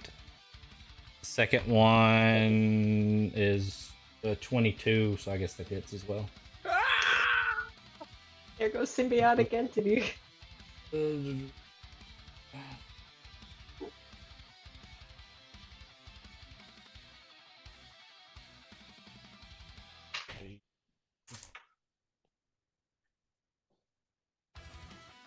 $23 points of thunder damage. There goes symbiotic entity. I got a potion of thunder resistance. Are you keeping track of her hit points on her character sheet? Yeah. Okay, cool. Alright, that'll be his turn. Trix, your turn. Then Stanasi, and then we're gonna call it, because we're way over. Okay, so when Trix's turn comes up, she's semi-torn between the don't kill Huck in the kill Huck thing, but she's gonna go ahead and cast a spell towards him, and I need Huck to make a dexterity saving throw. It is a Oh my gosh. 4. Yes, it worked! So I cast Ataluk's Resilient Sphere, and now a shimmering sphere of force encloses Huck, and nothing, not physical objects, energy, or other spell effects, can pass through the barrier in or out, though this creature can breathe in there, as long as she is concentrating. Nice. For up Damn. to a minute. So Huck is now contained. Damn. And How big's the sphere? Is it just 5-foot sphere, just run in the one sphere square? is just large, Okay. enough to contain the creature Gotcha. or object inside. Ooh. And then, sorry Diz, I'm gonna make you think right before the end here. So the sphere is weightless. If I use my bonus action to telekinetically shove it, and telekinetic shove normally requires a strength saving throw to move something 5 feet, how far would this weightless sphere move? Question is, can the sphere move? Right? Yes, it can. Okay. An enclosed creature can use its action to push against the sphere's wall and roll the sphere up to half the creature's speed. Similarly, the globe can be picked up and moved by other creatures. So basically, see her like half swing her hand like this after the sphere dissolves, and you see Huck kind of just rolling up. We're However, blender bubbling sure. Huck right now. Is that what's Is happening? it the sphere is weightless, or everything in the sphere is weightless? Exactly. It That just says, it doesn't. Well, it just says the sphere is weightless. Okay, that's fair. Would he still make a strength saving throw if he's inside the sphere and it's the sphere that's being pushed? I'm thinking like if I'm standing in a giant balloon, right? Yeah. And you hit the weightless balloon, it would like. Right. still- I think he could fight against it, maybe, but it would be maybe at disadvantage because he's. I don't know that he could even resist this. Like, I don't know. so telekinesis, does it let you move any object? Because Huck weighs a lot. I'd be using my bonus action shove. Oh, with you're gonna telekinesis. you're Yeah, gonna that was what I was gonna try to roll the ball away. Sure. I'm not sure how far it will roll because Huck is pretty heavy, but Then I need a strength saving throw. okay. Unless you're saying he can't resist it at all. I Just don't know. make it, with disadvantage, maybe, I guess, since you're inside this bubble. We'll play it that way. I'm sorry, I've been sitting here and I remembered I had that spell stuck. Nice, interesting. What is it? 16. 16. That's a fail! Okay. All right. Yeah. How far does he roll? Well, when I shove, it's just 5 feet, so it's not as entertaining as I wanted it to be. So just when let I you thought shove it him had like to be. there? Yeah. Did you Kinda move like- up to like- here to shove him? I know you use telekinesis, right? So No, she didn't move. And then she's gonna it's like when you see the guys in the big inflatable things and like the ram hits them and they're like Uh-huh. And then Trix is gonna kind of like step back a little out of the fray so that she does not lose concentration. And that's her turn. All right, so Stanasi. am I prone now? Because I'm in I guess well, I don't know. There is a way to break the sphere, but I don't want to say it. I don't and give think it you're away. prone, but we'll talk about it in just a second. All right, Stanasi, what you got? I am going to go around towards just do a complete blank on her name. Keely? Yes, to where Keely's at, if I can Okay. find the right tool. All right. Yonder. And I'm going to cast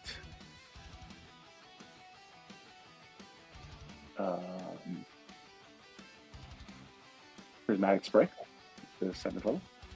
Okay. 60 feet cone, and I mean it's not going to affect Huck now, which is fine. They really want to. I'm trying to. Uh-oh. I'm trying to not kill Oh, Huck. yeah. Nope. Hold on. I'm trying to get maximum damage here. So that was 20 feet, 25 feet.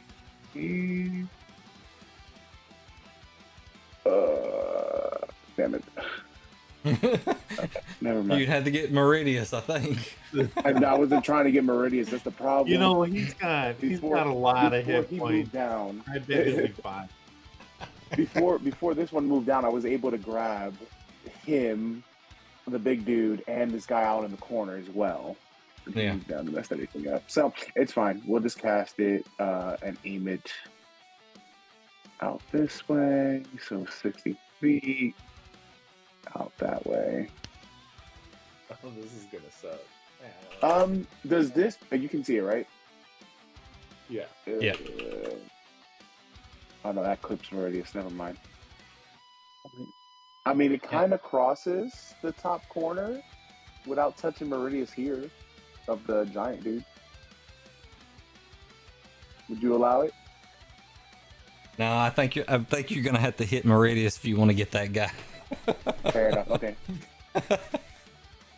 So before I cast it, I'm gonna yell out. Not that I have anything against Meridius. I feel like we picked on him this fight, but No, we're good. I'll just aim it up this way then, and then Okay. Bring it. Huck won't be affected. Fucking bring it. Okay, the never way mind. you want to. oh, Fucking bring it, okay. okay. Here we go. All right. In that case, there you go, and it also touches the other guy. Crap. Oh, You good with man. that? No, it doesn't touch Kalen. No, That it just doesn't doesn't do do me. me at the back. Just bring it. Yeah, it hits. Bring Yeah, it. it hits him too. I think. Yeah. Yeah, it hits him. All right. So everyone in that cone needs to make a dex saving throw. Oh god. Kalen, it Okay. doesn't hit you. You're good. It doesn't hit me? No, it does No. not. Oh sweet, thank you. Alright. Meridius gets a plus 70. 5. So that's a 72 25 dex save. 72 Okay. gets a 15. That's the one in front of you.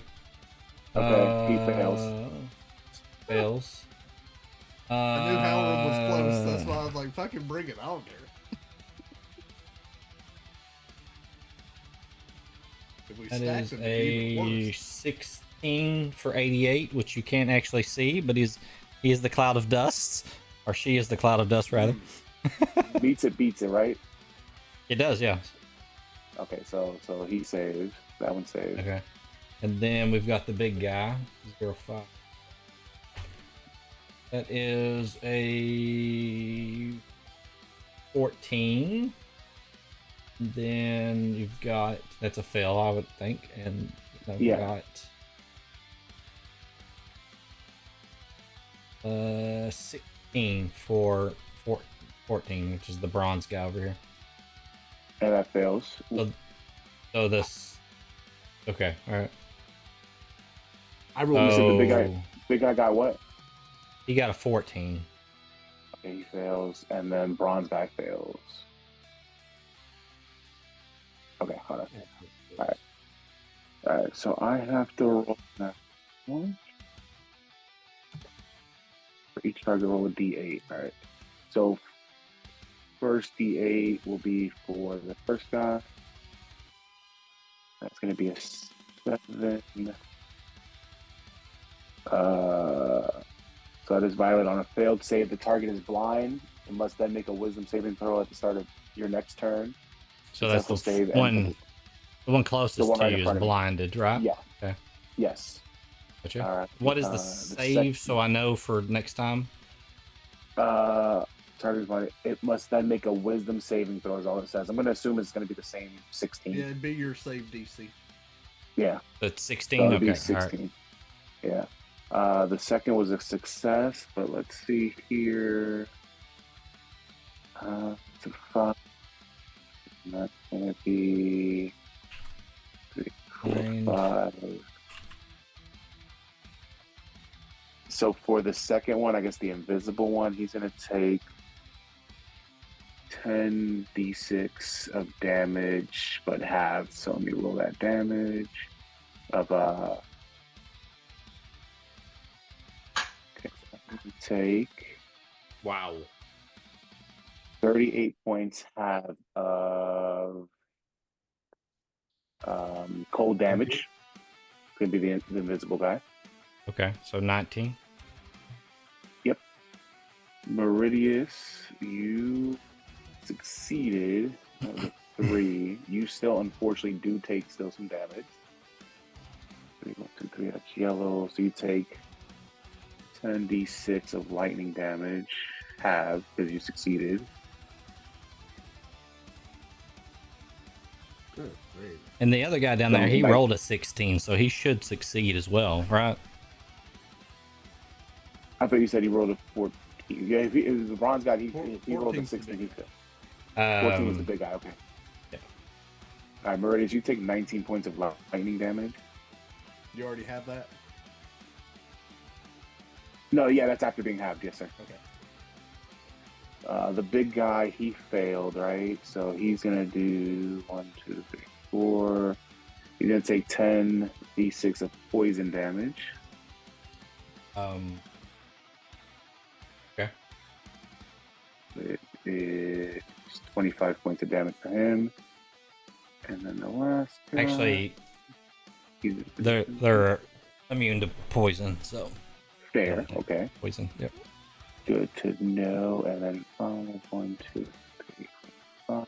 He passed, so he's gonna take 10d6 of cold damage for the bronze guy. You said he succeeded, so he takes He half. succeeded, so halved, yeah. So 15 and a half, you round up to 16?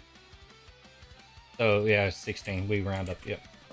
16 Yep, points of cold damage. And did we do Huck? Nope, not yet. in the bubble. Huck doesn't get affected, he's in the bubble. Oh, he does. He can't get hit. Okay, gotcha. Cool. Oh, Right. That's all I got. Anything else? Okay, cool. Thanks for the bubble. So at Well, the you end of can't the attack round, out of that bubble either, Russ. So you're stuck in there. We can't hurt you. You can't hurt us. That's all right. I just the end avoided of- going down. at the end of the round, you guys see Huck kind of like stretched out, arms and legs like almost like cartwheel like, and he's like up halfway upside down, and you see his eyes turn from red to blue. He saved Huck! And we're gonna stop right there, and we'll pick up in round 2 of the combat. Yes, in 2 weeks from now.